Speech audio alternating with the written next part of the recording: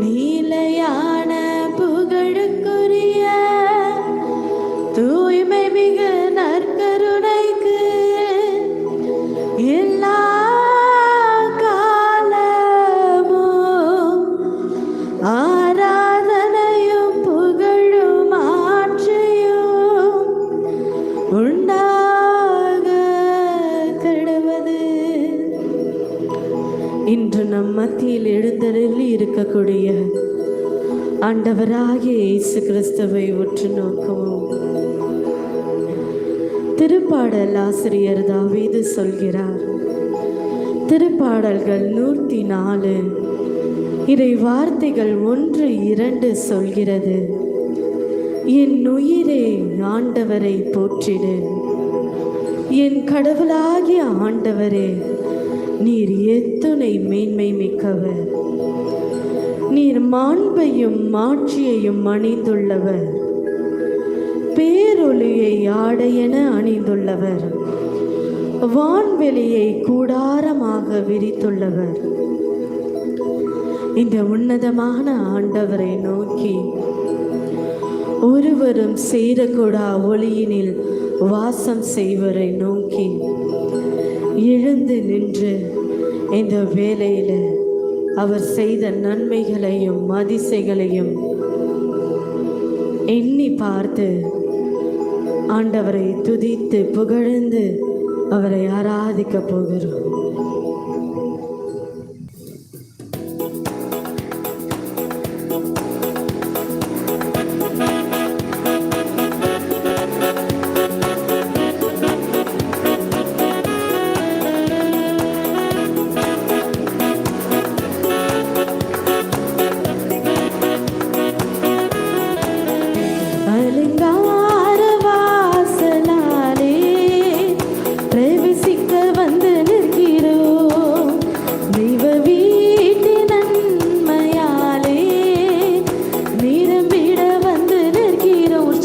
கரங்களை தட்டி வாசலாலே பிரவேசிக்க வந்து நிற்கிறோம், தெய்வ வீட்டு நன்மையாலே நிரம்பிட வந்து நிற்கிறோம், ஆராதிக்க வந்தோம், அன்பு கூற வந்தோம், தந்தையாம் இறைவனிலே துதித்திட வந்தோம், தொழுதிட வந்தோம், தூயவர் இயேசுவையே அனைவரும் சேர்ந்து ஆராதிக்க வந்தோம், அன்பு கூற வந்தோம், தந்தையாம் இறைவனிலே துதித்திட வந்தோம், தொழுதிட வந்தோம், தூயவர் இயேசுவையே அலங்கார வாசலாலே வாசலாலே பிரவேசிக்க வந்து நிற்கிறோம், தெய்வமே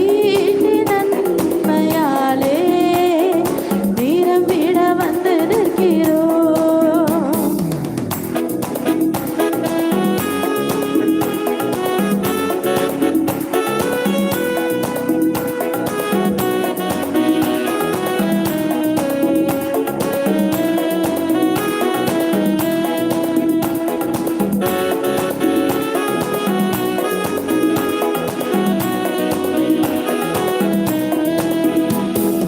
ஆலயம் செல்லுவதே அது மகிழ்ச்சியை தந்திடுதே, ஆலயம் செல்லுவதே அது மகிழ்ச்சியை தந்திடுதே, என் ஜனமுடனே உம்மை தொழுதிடவே கிருபையும் கிடைத்திட்டதே, என் ஜனமுடனே உம்மை தொழுதிடவே கிருபையும் கிடைத்திட்டதே. ஆராதிக்க வந்தோம், அன்பு கூற வந்தோம், தந்தையாம் இறைவனிலே துதித்திட வந்தோம், தொழுதிட வந்தோம், தூயவர் இயேசுவையே. இன்னும் ஒரு வரிசையாக ஆண்டவரை நோக்கி ஆராதிக்க வந்தோம், அன்பு கூற வந்தோம், தந்தையாம் இறைவனிலே துதித்திட வந்தோம், தொழுதிட வந்தோம், தூயவர் இயேசுவையே அலங்கார வாசலாலே அலங்கார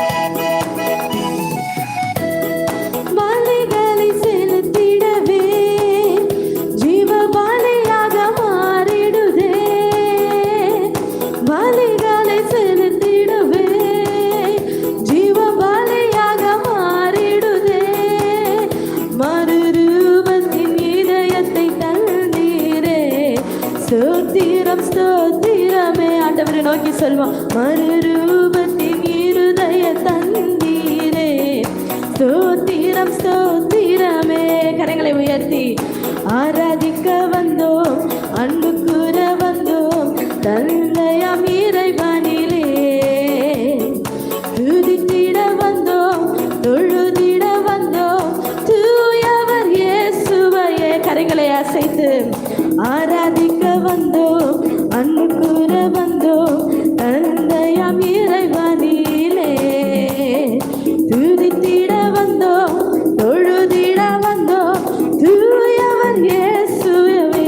ஆண்டவரை நோக்கி அலங்கார வாசலாலே பிரவேசிக்க வந்து நிற்கிறோம், தெய்வ வீட்டின் நன்மையாலே நிரம்பிட வந்து நிற்கிறோம். அலங்கார வாசலாலே பிரவேசிக்க வந்து நிற்கிறோம், தெய்வ வீட்டின் நன்மையாலே நிரம்பிட வந்து நிற்கிறோம். கரங்களை தட்டி உற்சாகத்தோடு ஆராதிக்க வந்தோம், அன்பு கூற வந்தோம், தந்தையாம் இறைவனிலே துதித்திட வந்தோம், தொழுதிட வந்தோம், தூயவர் இயேசுவையே. அனைவரும் சேர்ந்து பாடுவோமா? ஆராதிக்க வந்தோம், அன்பு கூற வந்தோம், தந்தையாம் இறைவனிலே துதித்திட வந்தோம், தொழுதிட வந்தோம், தூயவர் இயேசுவையே. வரிசையாக ஆண்டவரை நோக்கி ஆராதிக்க வந்தோம், அன்பு கூற வந்தோம், தந்தையாம் இறைவனிலே துதித்திட வந்தோம், தொழுதிட வந்தோம், தூயவர் இயேசுவையே. அலங்கார வாசலாலே பிரவேசிக்க வந்து நிற்கிறோம், தெய்வ வீட்டின் நன்மையாலே நிரம்பிட வந்து நிற்கிறோம். அலங்கார வாசலாலே பிரவேசிக்க வந்து நிற்கிறோம், தெய்வ வீட்டின் நன்மையாலே நிரம்பிட வந்து நிற்கிறோம். ஆராதிக்க வந்தோம், ஆராதிக்க வந்தோம், அன்பு கூற வந்தோம், தந்தையாம் இறைவனிலே துதித்திட வந்தோம், தொழுதிட வந்தோம், தூயவர் இயேசுவையே. ஆராதிக்க வந்தோம், அன்பு கூற வந்தோம், தந்தையாம் இறைவனிலே துதித்திட வந்தோம், தொழுதிட வந்தோம், தூயவர் இயேசுவையே. ஹல்லேலூயா, ஹல்லேலூயா. கரங்களை உயர்த்தி வாய்களை திறந்து நற்கருணை நாதரை நோக்கி சொல்வோமா? ஹல்லேலூயா, ஹல்லேலூயா, ஹல்லேலூயா. நன்றி இயேசுவே, நன்றி ஆண்டவரே, விடுதலை தருபவரே, உமக்கு நன்றி. குணம் அளிப்பவரே உமக்கு நன்றி. அன்புள்ளவரே உமக்கு நன்றி. வார்த்தையானவரே உமக்கு நன்றி.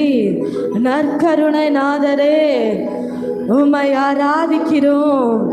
மீட்பளிப்பவரே உம்மை ஆராதிக்கிறோம். எங்கள் கேடகமே உம்மை ஆராதிக்கிறோம்.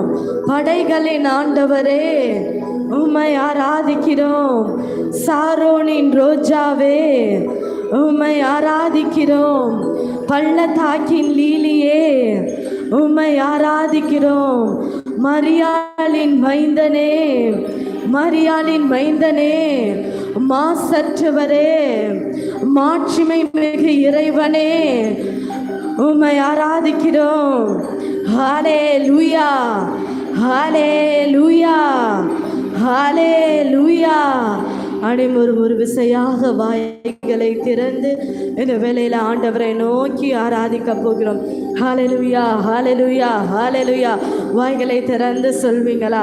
இயேசுவே, இயேசுவே, இயேசுவே, இயேசுவே, இயேசுவே, இயேசுவே. நன்றி, நன்றி, நன்றி. ஹல்லேலூயா, ஹல்லேலூயா, ஹல்லேலூயா. இதோ இந்த முதல் சனிக்கிழமையான இன்று அநேக வேதனைகளின் மத்தியில், கஷ்டத்தின் மத்தியில், துன்பங்களின் மத்தியில் நம்ம கடந்து வந்திருப்போம். ஆனால் இன்றைக்கு ஆண்டவர் உங்களுக்கு ஒரு பெரிய விடுதலையை தரப்போகிறார். இன்றைக்கு உங்களுக்கு ஆண்டவர் இந்த வேளையில் பெரிய அற்புதத்தை செய்ய போகிறார். நீங்கள் நினைத்திருக்கலாம், நான் பேசுவதற்கு யாரும் இல்லை, என் எண்ணங்களை புரிந்து கொள்வதற்கு யாரும் இல்லை, என் கஷ்டங்களை புரிந்து கொள்வதற்கு யாரும் இல்லை, என் வேதனைகளை பகிர்வதற்கு யாரும் இல்லை என்று. ஆனால் இன்று ஆண்டவராகிய இயேசு கிறிஸ்து கூறுகிறார், மகளே, மகனே, பிரியமானவர்களே, உங்களை நான் அன்பு செய்கிறேன் என்று. உங்களுக்கு தாய்க்கு தாயாக, தகப்பனுக்கு தகப்பனாக, நண்பருக்கு நண்பராக இன்று இந்த ஆண்டவர் இந்த வேளையில் உங்கள் இதயத்தின் காயங்களை ஆற்றுவதற்கு இறங்கி வரப்போகிறார். அந்த ஆண்டவரை ஒரு விசை துதிப்போமா, துதிப்போமா. துதிகளின் மத்தியில் வாசம் செய்பவரை நோக்கி, ஆதியும் அந்தமும் ஆனவரை நோக்கி, அல்பாவும் உமேகாவும் ஆனவரை நோக்கி இந்த வேளையில் ஆராதிப்போம். ஹல்லேலூயா, ஹல்லேலூயா, ஹல்லேலூயா, ஹல்லேலூயா, ஹல்லேலூயா, ஹல்லேலூயா. நன்றி, நன்றி, நன்றி, நன்றி, நன்றி, நன்றி.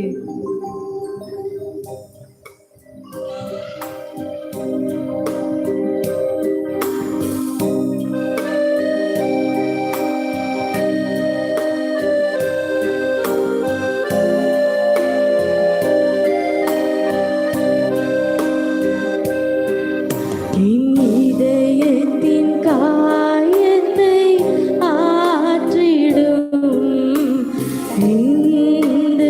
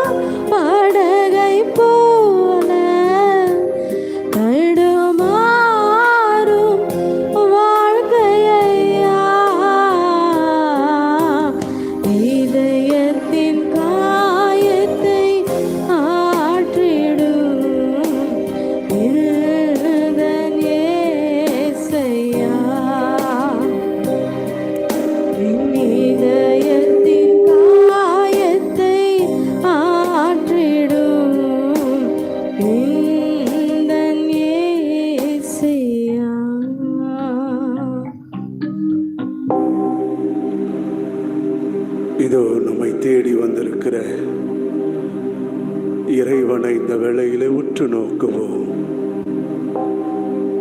அவரை இந்த வேளையில் கரங்களை உயர்த்தி நம்மளுடைய இதயத்தினுடைய காயங்களை எல்லாம் நீக்கக்கூடியவர் இதய ஆண்டவர் நம்மை தேடி வந்திருக்கிறார். அவரை முழு உள்ளத்தோடு புகழுவோம். நன்றி ஆண்டவரே, நன்றி ஆண்டவரே, நன்றி கூறுகிறோம் ஆண்டவரே. எங்களுக்கு கொடுத்தமைக்காய் நன்றி ஆண்டவரே. மாதத்தின் முதல் சனிக்கிழமை அன்னையினுடைய மாசற்ற இதயத்திற்கு எங்கள் குடும்பங்களை நாங்கள் ஒப்பு கொடுக்க வந்திருக்கும் பொழுது, ஜூன் மாதம் என்றாலே இயேசுவின் இதயத்தினுடைய அன்பை தியானிக்கக்கூடிய மாதமாக எங்களுக்கு நீர் கொடுத்திருக்கிறீரே, உமக்கு நாங்கள் நன்றி செலுத்துகிறோம் ஆண்டவரே. உம்முடைய பிரசன்னத்தால் எங்களை நிரப்பும், உம்முடைய வல்லமையால் எங்களை நிரப்பும். இந்த கோடை வெயிலை கூட பொருட்படுத்தாமல் உம்மை தேடி வந்திருக்கிற இந்த பிள்ளைகளுக்கு அவர்களுடைய உள்ளத்தின் ஏக்கங்களை, வேதனைகளை தீர்த்து அவர்களை ஆசீர்வதிக்கும்படியாய் ஜெபிக்கிறோம். உம்முடைய ஆசீர்வாதத்தின் கரங்கள் ஆண்டவரே எங்களோடு தங்கட்டும். இவை எல்லாவற்றையும் ஆண்டவர் மீட்பெறும் இயேசு கிறிஸ்துவினுடைய ஒப்பற்ற திருப்பெயரால் ஏறெடுக்கிறோம் எங்கள் நல்ல தந்தையே. Praise the Lord. Hallelujah, hallelujah. அமர்ந்து கொள்ளலாம். அன்புக்குரிய சகோதர சகோதரிகளே, ஆண்டவராகிய இயேசு கிறிஸ்துவினுடைய இனிய பெயரால் இன்றைய மாதம் நாம் தியானிக்கக்கூடிய செய்தியின் மைய பொருளாக 2 தலைப்புகளில் தியானிக்கப் போகிறோம். ஒன்று, ஜூன் மாதம் இயேசுவின் திரு இதயத்திற்கு ஒப்பு கொடுக்கப்பட்ட ஒரு மாதம். இரண்டாவது, அன்னை மரியாளுடைய மாசற்ற இதயத்தை நாம் தியானிக்கப் போகிறோம். பிரியமானவர்களே, நேற்றைய தினம்தான் தாயாம் திரு அவையானது மே மாதம் 31ஆம் தேதி தூய கன்னி மரியா எலிசபெத் அம்மாளை சந்தித்த விழாவை கொண்டாடினது. நாளைய தினம் ஜூன் 2ஆம் தேதி திரு அவையானது இயேசுவினுடைய திருவுடல் திருரத்த பெருவிழாவை கொண்டாடுகிறது. ஜூன் 7ஆம் தேதி வெள்ளிக்கிழமை இயேசுவின் திரு இதயத்தை திரு அவையானது கொண்டாடுகிறது. அப்ப நான் இயேசுவினுடைய திரு இதயத்தை பற்றி நான் அறிந்திருந்தால்தான் அந்த இதயத்திடம் நான் வேண்டுவதையெல்லாம் அவர் தருவார். என் உள்ளம் விரும்புவதை அவர் செய்வார். மனித உடல்களிலே மிகவும் முக்கியமானது இதயம்தான். ஏனென்றால் அதனுடைய துடிப்பு நின்று போய்விட்டது என்றால் மனித வாழ்வு அவனுடையது முடிந்து போய்விட்டது என்று அர்த்தம். ஏன்னா இந்த இதயத்தை பாதுகாப்பதற்காகத்தான் இன்று நம்மில் அனைவருமே முழு உடல் பரிசோதனை நாம் செய்து கொள்ளுகிறோம். பிபி இருக்குதா, சுகர் இருக்குதா, மற்றும் வேற வியாதிகள் ஏதாவது இருக்கிறதா, கொலஸ்ட்ரால் இருக்கிறதா, அதனால் இருதயத்தில் அடைப்பு பாதிப்புகள் வந்துவிடுமா என்று பரிசோதனை செய்து கொள்கிறோம். ஒரு கருவுற்ற தாய்மார்கள் மருத்துவரை அணுகுகின்ற பொழுது முதல்ல அந்த மருத்துவர் அந்த தாயினுடைய குழந்தையினுடைய அந்த இருதய துடிப்பை தான் அவர் முதலிலே பரிசோதிப்பார்.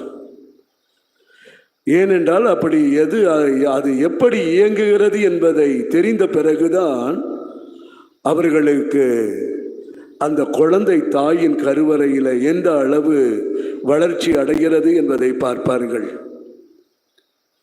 பிரியமானவர்களே, ஒரு தாயினுடைய கருவறையிலே முதல்ல உருவாகக்கூடிய உறுப்பே இந்த இதயம்தான். ஒரு மனுஷன் இறந்த பிறகு அவனுடைய மூச்சு நின்ற பிறகு மருத்துவர்கள் பரிசோதிப்பதும் இதய துடிப்பு அடங்கிவிட்டதா என்பதை தான் பார்ப்பார்கள். அப்படி என்றால் இந்த உலகத்தில் வாழுகிற நாம இந்த இதயத்திற்கு எந்த அளவு நாம முக்கியத்துவம் கொடுக்கிறோமோ, இந்த இதயம் எந்த அளவு பாதிக்கப்பட்டிருக்கிறதோ, இந்த பாதிப்புகள் எல்லாம் எதனால் வந்தது என்று நாம் பார்க்கும் பொழுதுதான் இந்த இதய ஆண்டவரிடம் அந்த பிரச்சனைகளை எல்லாம் கொண்டு போனால் அவர் எனக்கு அந்த பிரச்சனைகளை எல்லாம் மாற்றி விடுவார். ஏனென்றால் மனிதனுடைய உள்ளத்திலே பல வகையான இந்த சமுதாயத்திலே காயங்கள் நமக்கு ஏற்படுகிறது. அந்த காயங்கள் எப்படி என்றால் உறவுகளால் ஏற்படுகிறது. கணவன் மனைவி மேலே கோபப்படுவது, மனைவி கணவன் மேலே கோபப்படுவது, பிள்ளைகள் பெற்றோர்களை கீழ்ப்படியாமல் இருப்பது, பெற்றோர்கள் பிள்ளைகளை அன்பு செய்யாமல் இருப்பது என்று நாம் பார்க்கலாம். இரண்டாவது நாம் பார்க்கின்ற பொழுது குடும்ப நண்பர்களால் நமக்கு ஏற்படக்கூடிய காயங்கள், குடும்ப நண்பர்களால் ஏற்படக்கூடிய காயங்கள். அந்த காயங்கள் எதுவென்று பார்க்கின்ற பொழுது ஒருவேளை கூட பிறந்த நண்பர்களால், உறவுகளால் அல்லது சொந்த பந்தங்களால், நம்மளுடைய உறவுகளால் ஏற்படக்கூடிய காயங்கள். இப்படி உள்ளம் இதயம் பாதிக்கப்படுகிறது. மூன்றாவது நண்பர்களால் ஏற்படக்கூடிய காயம். சில குடும்பங்களில் பார்க்கலாம், பிஸ்னஸ் பார்ட்னர் சேர்த்திருப்பாங்க, ஆனால் அவங்க சரிவர கணக்கு கொடுக்க மாட்டாங்க, கூட இருக்கிறவங்களை ஏமாற்றுவாங்க. அதனால் அந்த உள்ளம் பாதிக்கப்படும். சில நேரத்தில் ஒரு சிலவங்களுக்கு உதவணும்னு சொல்லி பணமோ நகையோ கொடுப்பார்கள். வாங்கினவர்கள் கொடுக்குறேன்னு சொல்லுவாங்க, அதை கொடுக்காம இருந்துருவாங்க. அதனால் கொடுத்தவர்களுடைய உள்ளம் பாதிக்கப்படுவது. சில நேரத்தில் கடன் வாங்கினவர்கள் கொடுக்க முடியாமல் எப்படி நம்ம எதிர்கொள்வதுன்னு சொல்லி உள்ளம் காயப்படுவது. சில நேரத்தில் நமக்கு ஏற்படக்கூடிய தோல்விகள், அது வேலை வாய்ப்பாக இருக்கலாம், படிப்பாக இருக்கலாம், காதல் தோல்வியாக இருக்கலாம். பல நிலைகளிலே நம்மளுடைய உள்ளங்கள் பாதிக்கப்பட்டு கொண்டிருக்கிறது.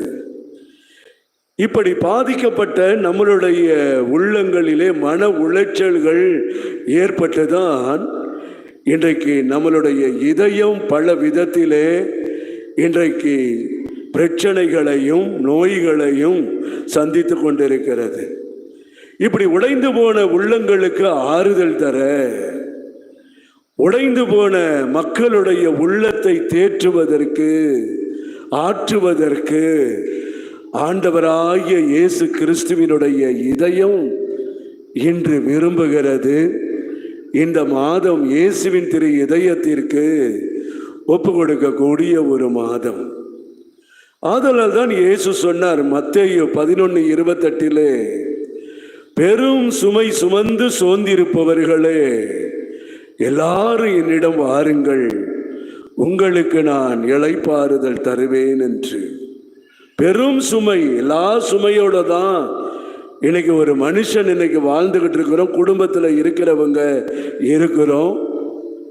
ஒருவேளை ஆன்மீகத்தில் இருக்கிற குருக்களும் சரி, துறவிகளும் சரி, அருட்சகோதரிகளும் சரி, எங்களை மாறி குடும்பத்தில் இருந்து ஊழியம் செய்கிறவர்களும் சரி, சமுதாயத்தில் இருக்கிறவர்களும் சரி, அரசியல்வாதிகளும் சரி, பல நிலைகளிலே உள்ளம் உடையப்பட்டவர்களாய்தான் இன்றைக்கு நம்ம இருந்து கொண்டிருக்கிறோம். இப்படிப்பட்ட நமக்கு தான் ஆண்டவர் சொல்லுகிறார், உள்ளம் கலங்க வேண்டாம், என் இதயம் உனக்காக காத்து கொண்டிருக்கிறது, என் இதயம் உன் இதயத்தினுடைய வேதனையை, உள்ளத்தினுடைய வேதனையை அறிந்து வைத்திருக்கிறது என்று. இன்றைக்கு பாருங்க, நம்ம ஃபேமிலி லைஃப்ல இருக்கலாம், இல்லை உங்களுடைய பிஸ்னஸில் இருக்கலாம், குடும்ப காரியங்களில் இருக்கலாம். எத்தனை பேர் உங்களுடைய வளர்ச்சியை கண்டு பிடிக்காதவர்கள் இருக்கிறாங்க. பகை உணர்வோடு கூட இருக்கிறவர்கள் இருக்கிறாங்க. உங்களால் இன்னைக்கு நிம்மதியா உறங்க முடியுதா? நிம்மதியா தூங்க முடியுதா? உள்ளத்துல சமாதானம் இருக்கிறதா? உள்ளத்துல மகிழ்ச்சி இருக்கிறதா? இன்றைக்கு இல்லையே. ஆனால் ஆண்டவர் சொல்றார், என் இதயத்தை நீ பார், என் இதயம் உனக்காகவே காத்து கொண்டிருக்கிறது என்று. நீங்கள் பழைய ஏற்பாடு காலத்திலே ஆண்டவராகிய இறைவன், யாவே இறைவன், மோயிசனை பார்த்து இஸ்ராயலர் மக்களை எகிப்தின் அடிமைத்தனத்திலே இருந்து அழைத்து வரும் பொழுது அவர்களுக்கு சட்ட திட்டங்களை எல்லாம் கொடுப்பதை இணைச்சட்டம் புஸ்தகத்திலே நீங்கள் பார்க்கலாம். அப்பொழுது இந்த இஸ்ராயலர் மக்களை வழிநடத்தக்கூடிய பொறுப்பை மோயிசனுக்கு கொடுக்கும் பொழுது அந்த மோயிசனை பார்த்து ஆண்டவராகிய இறைவன், யாவே இறைவன் சொல்லுகிறார், இணைச்சட்டம் 20வது அதிகாரம் 1 இருந்து 4 வசனத்தை வாசித்து பார்த்தீங்கன்னா, உன் பகைவருக்கு எதிராக போருக்கு நீ போகையிலே உன்னிடம் உள்ளதை விட மிகுதியான குதிரைகளையும் தேர்களையும் பெரும் படைகளையும் நீ கண்டால் அவர்களுக்கு நீ அஞ்ச வேண்டாம். நீ ஒரு போருக்கு போகும்போது எதிரி நாட்டு படை பெரும் குதிரை படை வச்சிருக்கிறாங்க, அதே சமயத்தில் தேர்கள் வச்சிருக்கிறாங்க, காலாட்படைகள் இருக்கிறது. இதெல்லாம் பார்த்து நீ பயந்து போயிடாத, நீ அஞ்சாத அப்படின்னு சொல்லிட்டு சொல்றாரு, உன்னை எகிப்திலே இருந்து வெளியே கூட்டி வந்து உன் கடவுளாகிய ஆண்டவர் உன்னோடு உள்ளார் என்பதை நீ அறிந்து கொள் என்று சொல்லிவிட்டு அடுத்தது சொல்றாரு, நீ போரிட தொடங்குவதற்கு முன்பு குருக்கள் முன் வந்து வீரர்களிடம் கூற வேண்டியது என்ன சொல்லுவாங்க? குருக்கள் வீரர்கள்ட்ட சொல்லுவாங்களா? என்ன சொல்லுவாங்க? இஸ்ரவேலுக்கு இன்று நீங்கள் உங்கள் பகைவர்களுக்கு எதிராக போர் புரிய முன்வல்ல வந்துள்ளீர்கள், உங்கள் இதயம் சோர்ந்து போக வேண்டாம். ஆண்டவர் சொல்றாரு, போர் புரிய போறீங்க, ஆனா சோர்ந்து போக வேண்டான்னு சொல்லி குருக்களாக இருக்கிற நீங்கள் இறை மக்களுக்கு, இஸ்ராயலர் மக்களுக்கு, லேவி கோத்திரமா இருக்கிற நீங்க சொல்லணும். சொல்லிட்டு சொல்றாரு, அஞ்ச வேண்டாம், கலங்க வேண்டாம், அவர்களை பார்த்து தத்தளிக்கவும் வேண்டாம், ஏனெனில் உங்களுக்காக உங்கள் பகைவருக்கு எதிராக போர் புரியவும் உங்களை காப்பாற்றவும் உங்கள் கடவுளாகிய ஆண்டவர் உங்களோடு செல்கிறார். அல்லேலூயா, அல்லேலூயா. நீங்க நினைக்கலாம், என்னங்க என் வாழ்க்கையில, என் குடும்பத்தில் என் பிள்ளைங்க நல்லா இருக்கிறது, என் குடும்பம் அமைதியா இருக்கிறது, பல பேருக்கு பிடிக்கல, பல பேர் என்னை சபிக்கிறாங்க, என்னை திட்டுறாங்க, குடும்பத்தில் அமைதி ஒற்றுமையா இருக்கிறத பல பேருக்கு வெறுப்புணர்வோடு இருக்கிறாங்க, நான் முன்னேறுவது, தொழிலில் இருப்பது அவங்களுக்கு விரும்பல, எதிராளிகள் கிளம்புறாங்க. இப்படி இருக்கும் பொழுது எனக்கு ஏதாவது செய்வனையோ மாந்திரிகமோ பில்லி சுனியமோ செஞ்சுட்டா என் குடும்பத்தின் நிலைமை, என்னுடைய வாழ்வு எப்படி இருக்கும் நீங்க நினைக்கிறீங்க? ஆண்டவர் சொல்றாரு, உங்களோடு இருப்பது நான் தான் இருக்கிறேன். உங்கள் பகைவருக்கு எதிராக போர் புரியவும் உங்களை காப்பாற்றவும் உங்கள் கடவுளாகிய ஆண்டவர் நான் உன்னோடு இருக்கிறேன். நீங்க யோசனை பண்ணி பாருங்க, இன்னைக்கு எத்தனை பேர் உங்களுக்கு விரோதமாய் நீங்க அமைதியா இருந்திருப்பீங்க, காரணம் இல்லாமல் உங்களை பகைச்சவங்க எத்தனை பேர் இருப்பாங்க, உங்கள்ட்ட சண்டை போட்டவங்க எத்தனை பேர் இருப்பாங்க, நீங்க நல்லா இருக்க கூடாது என்பதற்காக உங்க மேல அவதூறு பழிகளை, பழி சொற்களை போடக்கூடியவங்க எத்தனை பேர் இருப்பாங்க. அவங்கள நினைச்சு நீங்க டிப்ரெஷன் ஆயிராதீங்க, அவங்கள நினைச்சு நீங்க கலங்காதீங்க. ஆனா ஒண்ணு மட்டும் நீங்க ஞாபகம் வச்சுக்கொள்ளுங்க, ஆண்டவருடைய இதயத்துக்கு உங்களை ஒப்பு கொடுத்துட்டீங்கன்னா, அவரை நம்பி நீங்க வாழ்ந்தீங்கன்னா, அவர் மனசை வேதனைப்படுத்தாம நீங்க நடந்துக்கிட்டீங்கன்னா, யுத்தம் அவருடையதாய் மாறிடும், போர் அவருடையதாய் மாறிடும். ஆண்டவர் சொன்ன வாக்குறுதி, உன்னை தொடுகிறவன் என்னுடைய கண்மணியவே தொடுகிறான் என்று சொல்றார். அப்படின்னா மோசேட்ட இஸ்ரவேல் மக்களுக்கு கட்டளையை கொடுத்து சொல்றாரு, நீ அஞ்சாதப்பா, நீ கலங்காத, உன் இதயம் பயப்படக்கூடாது, உன்கிட்ட போரிடுறவங்களோடு நான் போரிடுவேன். என் வாழ்க்கையில் 25 வருடமாய் நற்செய்தி அறிவிப்பு பணியை நான் பார்த்துக்கிட்டு இருக்கிறேன். அந்த பணியில் வருகிற எதிர்ப்புகள், பிரச்சனைகள், போராட்டங்கள், துன்பங்கள், அவமானங்கள், நிந்தனைகள், கேலி பரியாசங்கள், அவமானமான பேச்சுகள், தேவையில்லாத குற்றச்சாட்டுகள், இவைகளெல்லாம் என் மேலே சுமத்தும் பொழுது அதை பற்றி கேள்விப்பட்டாங்களே, அது குருக்களாக இருக்கலாம், ஊழியர்களாக இருக்கலாம், பொதுநிலையராக இருக்கலாம், விசுவாசிகளாக இருக்கலாம். ஒருத்தர் கூட என்கிட்ட வந்து, ஏன்பா உன்னை பற்றி இந்த குரு இப்படி சொல்கிறாரு, இந்த தியான குரு சொல்கிறாரு, இதை பற்றி இந்த ஊழியக்காரர் சொல்கிறாரு, இதை பற்றி நம்ம விசுவாசிக்க சொல்கிறாங்களே அப்படின்னு சொல்லி யாரும் கேட்கறது கிடையாது. ஆனால் சந்தேக பார்வை இது எங்களுக்கு மட்டுமல்ல, உங்களுடைய வாழ்விலும் உங்களுடைய குடும்பத்திலும் வரும். அதுதான் ஆண்டவர் சொல்றார், நீ அஞ்சாத, நீ கலங்காத, நான் உன்னோடு கூட இருக்கிறேன், நீ பயந்து போயிடாத, உன் இதயத்தில் நீ கலக்கத்தை வைத்திராத, உன் இதயத்தில் வேதனைகளும் துன்பங்களும் துயரங்களும் இருக்குமையானால் நீ என்னுடைய மகனாய் மகளாய் நீ வாழ முடியாது. உன்னை கொண்டு பல காரியங்களை நான் செய்ய விரும்புகிறேன். ஆண்டவர் விரும்புவது அதுதான்.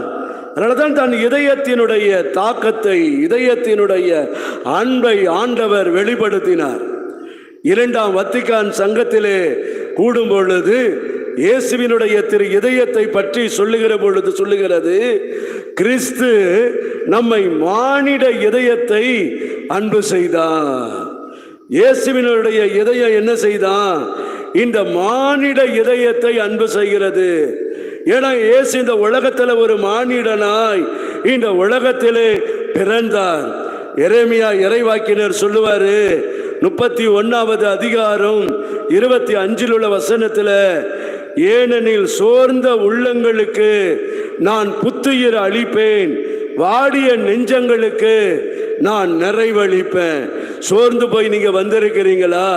ஒருவேளை நீங்க உள்ளத்துல நிம்மதி இழந்து நீங்க இருக்கிறீங்களா?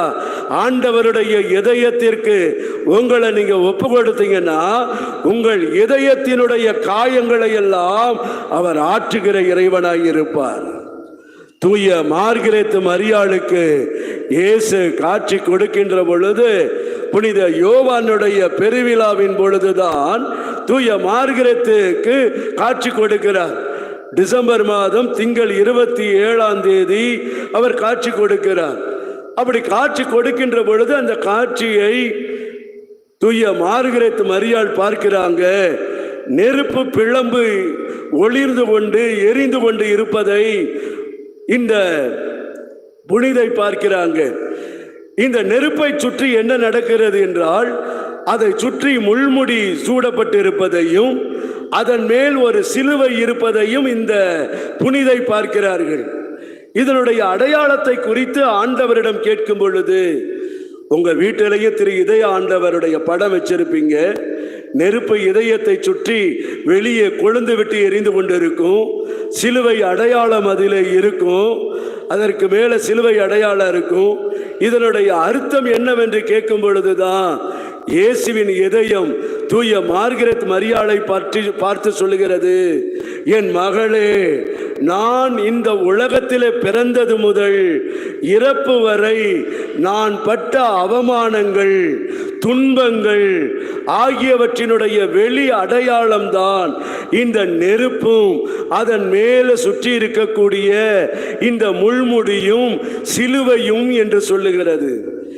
இதனால் 2வது பார்க்கின்ற பொழுது ஆண்டவர் இயேசு சொல்றாரு, என்னுடைய மக்கள், என்னுடைய ஜனங்கள் பாவத்தை வெறுத்து புண்ணியத்தை விரும்ப வேண்டும் என்பதற்காகத்தான் என்னுடைய இதயம் ஏங்கி கொண்டிருக்கிறது என்று சொல்லி, ஒவ்வொரு மாதத்தின் முதல் வெள்ளிக்கிழமை என்றும் 13 மாதமாக இயேசுவின் திரு இதயம் நற்கருணையிலே தூய மார்கரெத் மரியாளுக்கு தன்னை வெளிப்படுத்தியது.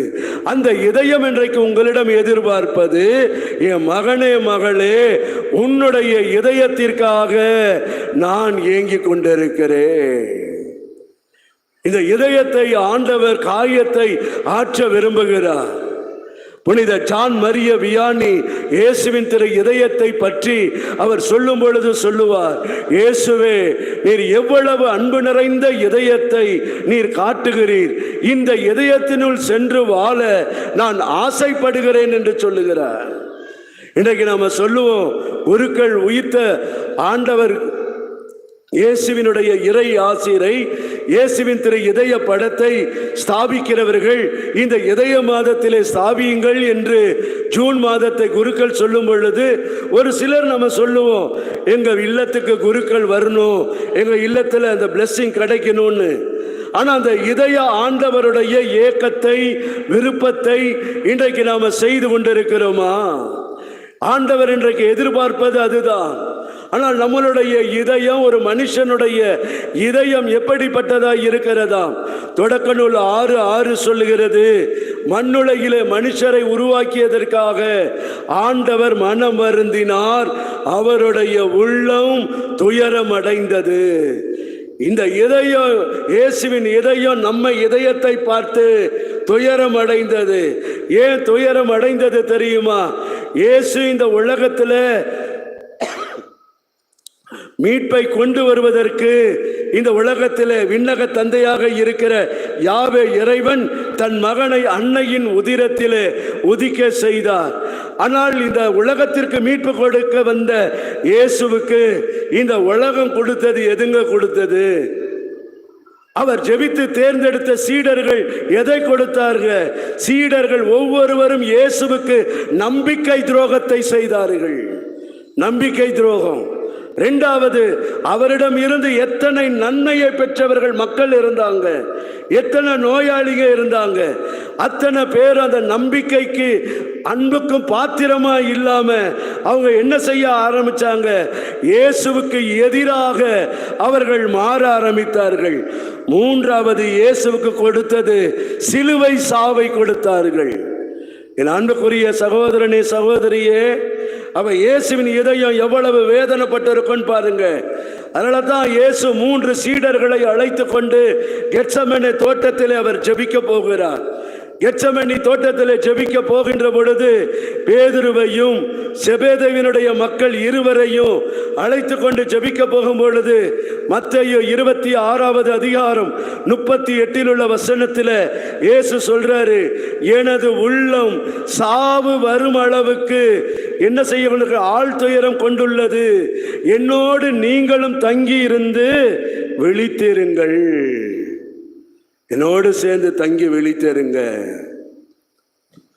ஆண்டவருக்கு நம்பிக்கை செய்த சீடர்கள், துரோகம் செய்த சீடர்கள் இருந்தாங்க. ஆண்டவரிடம் இருந்த இறை ஆசிரை பெற்ற இறை மக்கள் இருந்தாங்க. மறைநூல் அறிஞர்கள், பரிசேயர்கள், சதுசேயர்கள் இயேசுவுக்கு சிலுவை சாவை கொடுத்தார்கள். அவர் உள்ளம் துயருற்றது, வேதனையுற்றது. ஒரு எப்படி துரோகம் இருக்கும் என்பது இயேசுவுக்கு தெரியும். எப்படி நம்மளை மறுதளிப்பார்கள் என்பது இயேசுவுக்கு தெரியும். எப்படி நம்மை காட்டிக் கொடுப்பார்கள் என்பது இயேசுவுக்கு தெரியும். எல்லாரும் நம்மை கைவிட்டு விடுவார்கள் என்பது இயேசுவுக்கு தெரியும். கடைசியில் தாம் பிள்ளைகள் எவ்வளவு அவமானப்பட்டு கூனி குறுகி இருப்பார்கள் என்பது இயேசுவுக்கு தெரியும். அதனால தான் இயேசுவின் திரு இதயம் இன்றைக்கு உங்களுடைய மன காயங்களை, வேதனைகளை, துன்பங்களை எல்லாம் இன்றைக்கு சுமந்து உங்களுக்கு ஆறுதல் கொடுத்து உங்களை வழிநடத்த விரும்புகிறது. அல்லேலூயா, அல்லேலூயா. இயேசுவே உமக்கு புகழ். புனித பெர்னார்து சொல்லுவாரு, எனது அரசரும் எனது சகோதரரும் எனது ஆருயிர் நண்பருமான இயேசுவினுடைய இதயத்தை நான் கண்டு கொண்டேன். அவர் எப்படி சொல்றாரு பாருங்க, என்னுடைய அரசர் அவர்தான், என்னுடைய சகோதரர் அவர்தான், அவர் என் கூட பிறந்தவர் அவர்தான், என்னுடைய ஆருயிர் நண்பர் அவர்தான். நான் எதையுமே அவர்கிட்ட தான் நான் ஷேர் பண்ணிக்குவேன். அவருடைய இதயத்தை நான் பார்த்த பிறகு இந்த உலகத்தில் எந்த தேவையை பற்றியும் நான் எண்ண மாட்டேன், சிந்திக்க மாட்டேன். ஏன்னா உங்களுக்கு என்ன தேவை, எது தேவை என்பதை விண்ணுலக தந்தை அறிந்திருக்கிறார். நீங்க இயேசுவின் பெயரால் கேட்கும் பொழுது, நீங்க ஜெபிக்க தெரியாமல் இருக்கும் பொழுது தூய ஆவியானவர் உங்களுக்காக பரிந்துரைப்பார். அல்லேலூயா, அல்லேலூயா. நீங்க எத்தனை பேர் இயேசுவின் திரு இதயத்திற்கு ஒப்பு கொடுக்க விரும்புறீங்க? கரங்களை உயர்த்துங்க பார்க்கலாம். எல்லாரும் எழுந்து நில்லுங்க. கொஞ்சம் பின்னாடி இருக்கிறவங்க வாங்க, பின்னாடி இருக்கிற கொஞ்சம் முன்னாடி வாங்க. ஃபேமிலி நீங்கள் அமர்ந்து கொள்ளுங்க. தொடர்ந்து தந்தை அவர்கள் நம்மை வழிநடத்த இருக்கிறார். அதை தொடர்ந்து திருப்பலி இருக்கிறது. சீக்கிரம் வாங்க, எல்லாம் கொஞ்சம் முன்னாடி வாங்களேன், கொஞ்சம் முன்னாடி வாங்க. பாருங்க, இந்த ஃபேனுக்கிலே நீங்கள் அமர்ந்து கொள்ளலாம். வாங்க, பின்னாடி இருக்கிறவங்க வாங்க. சிஸ்டர் கொஞ்சம் முன்னாடி வாங்க. இந்த பாருங்க, இந்த பெஞ்சில் எல்லாம் அமர்ந்து கொள்ளுங்க. வாங்க, ஏன்னா பார்ப்பீங்க இனி வருகிறவங்க அதுக்கு பின்னாடி உட்காந்துருப்பாங்க சேர் போட்டு. அதனால் நீங்கள் வாங்க, கொஞ்சம் முன்னாடி வாங்க. அந்த பெஞ்செல்லாம் ஃபில் பண்ணுங்க. எல்லாரும் எழுந்து நில்லுங்க. எழுந்து நின்று இந்த வேளையிலே நாம் ஆண்டவரை துதித்து இயேசுவின் திரு இதயத்திற்கு நம் குடும்பங்களை ஒப்பு கொடுக்க போகிறோம். பிரியமானவர்களே, இன்றைய தினம் நம் மத்தியிலே ஆண்டவராகிய இயேசு எழுந்தேற்றமாய் நற்கருணையிலே தன் இதயத்தினுடைய ஆழத்தை தூய மார்கரெத் மரியாளுக்கு வெளிப்படுத்தினவர். புனிதர்கள் அந்த இதயத்தினுடைய அன்பை அறிந்தவர்கள் சுவைத்ததை போல இன்னைக்கு நாம் ஆண்டவருடைய அன்பை சுவைக்க போகிறோம். அடுத்த செய்தியாக பேராயருடைய பொதுநிலையின் பதில் குருவாய் இருக்கக்கூடிய அருத்தந்தை எம்பி ஜாக்கப் தந்தை அவர்கள் அன்னை மரியாவினுடைய மாசற்ற இதயத்தை குறித்து இந்த ஆராதனையில் வழிநடத்தி திருப்பலியிலே நம்மை வழிநடத்துவார். எல்லாரும் கரங்களை உயர்த்துங்க பார்க்கலாம். கரங்களை உயர்த்தி இயேசுவின் திரு இதயத்திற்கு திவ்ய நற்கருணையை பார்த்து உங்கள் உள்ளத்தில் இருக்கிற கவலை, வேதனை, கஷ்டம், கண்ணீர், அவமானம், ஒருவேளை உங்கள் குடும்பத்தில் அமைதி இல்லாமல் இருக்கலாம், சமாதானம் இல்லாமல் இருக்கலாம், சரீரத்தில் வியாதி பலவீன நோய்களோடு இருக்கலாம், உங்கள் பிள்ளைகளை குறித்த பாரங்கள் இருக்கலாம், ஒருவேளை திருமணம் ஆகியும் குழந்தை பாக்கியம் இல்லாமல் இருக்கலாம், ஒருவேளை உங்கள் குடும்பத்திலே பொருளாதார குறைவுகள், சரீரத்திலே வியாதிகள், கட்டிகள், டியூமர்கள், மருத்துவர்களால் கைவிடப்பட்ட நிலைகள் இருக்கலாம், திருமண தடைகள் இருக்கலாம், பிள்ளைகளுடைய வேலைவாய்ப்பு தடைகள் இருக்கலாம், பிள்ளைகளுக்கு நீங்கள் நினைத்த இடத்திலே கல்லூரியிலே பள்ளியிலே இடம் கிடைக்காமல் இருக்கலாம், உடல் சோர்வுகள் இருக்கலாம். ஆண்டவரிடத்தில் ஒப்பு கொடுத்து ஜெபிப்பீர்களா? ஹல்லேலூயா, ஹல்லேலூயா, ஹல்லேலூயா, ஹல்லேலூயா, ஹல்லேலூயா, ஹல்லேலூயா, ஹல்லேலூயா, ஹல்லேலூயா. இயேசுவே, உம்முடைய இதயத்திற்கு என்னுடைய இதயத்தை ஒப்பு கொடுக்கிறேன் ஆண்டவரே. குடும்பங்களில் இருக்கிற தீமைகள், குடும்பங்களில் இருக்கிற சாபங்கள் விலகி போகட்டும் ஆண்டவரே. அற்புதங்கள் உம்முடைய நாமத்தினாலே நிகழ்வதாக.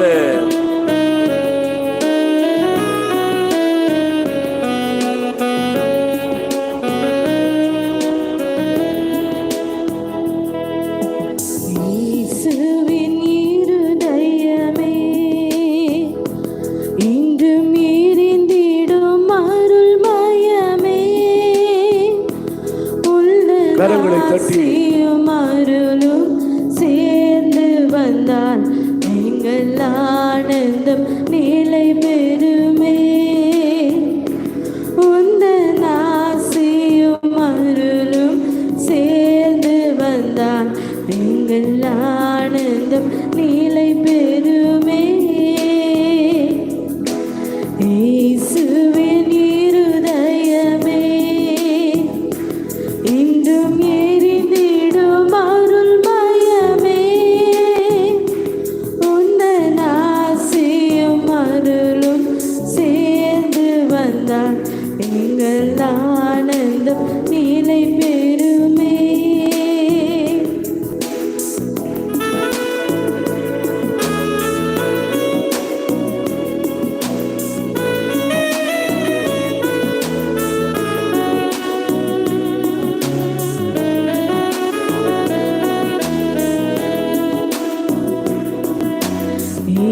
இறைவனுக்கு இதயமுண்டு, அந்த இதயத்தில் இரக்கமுண்டு. இறைவனுக்கு இதயமுண்டு, அந்த இதயத்தில் இரக்கமுண்டு.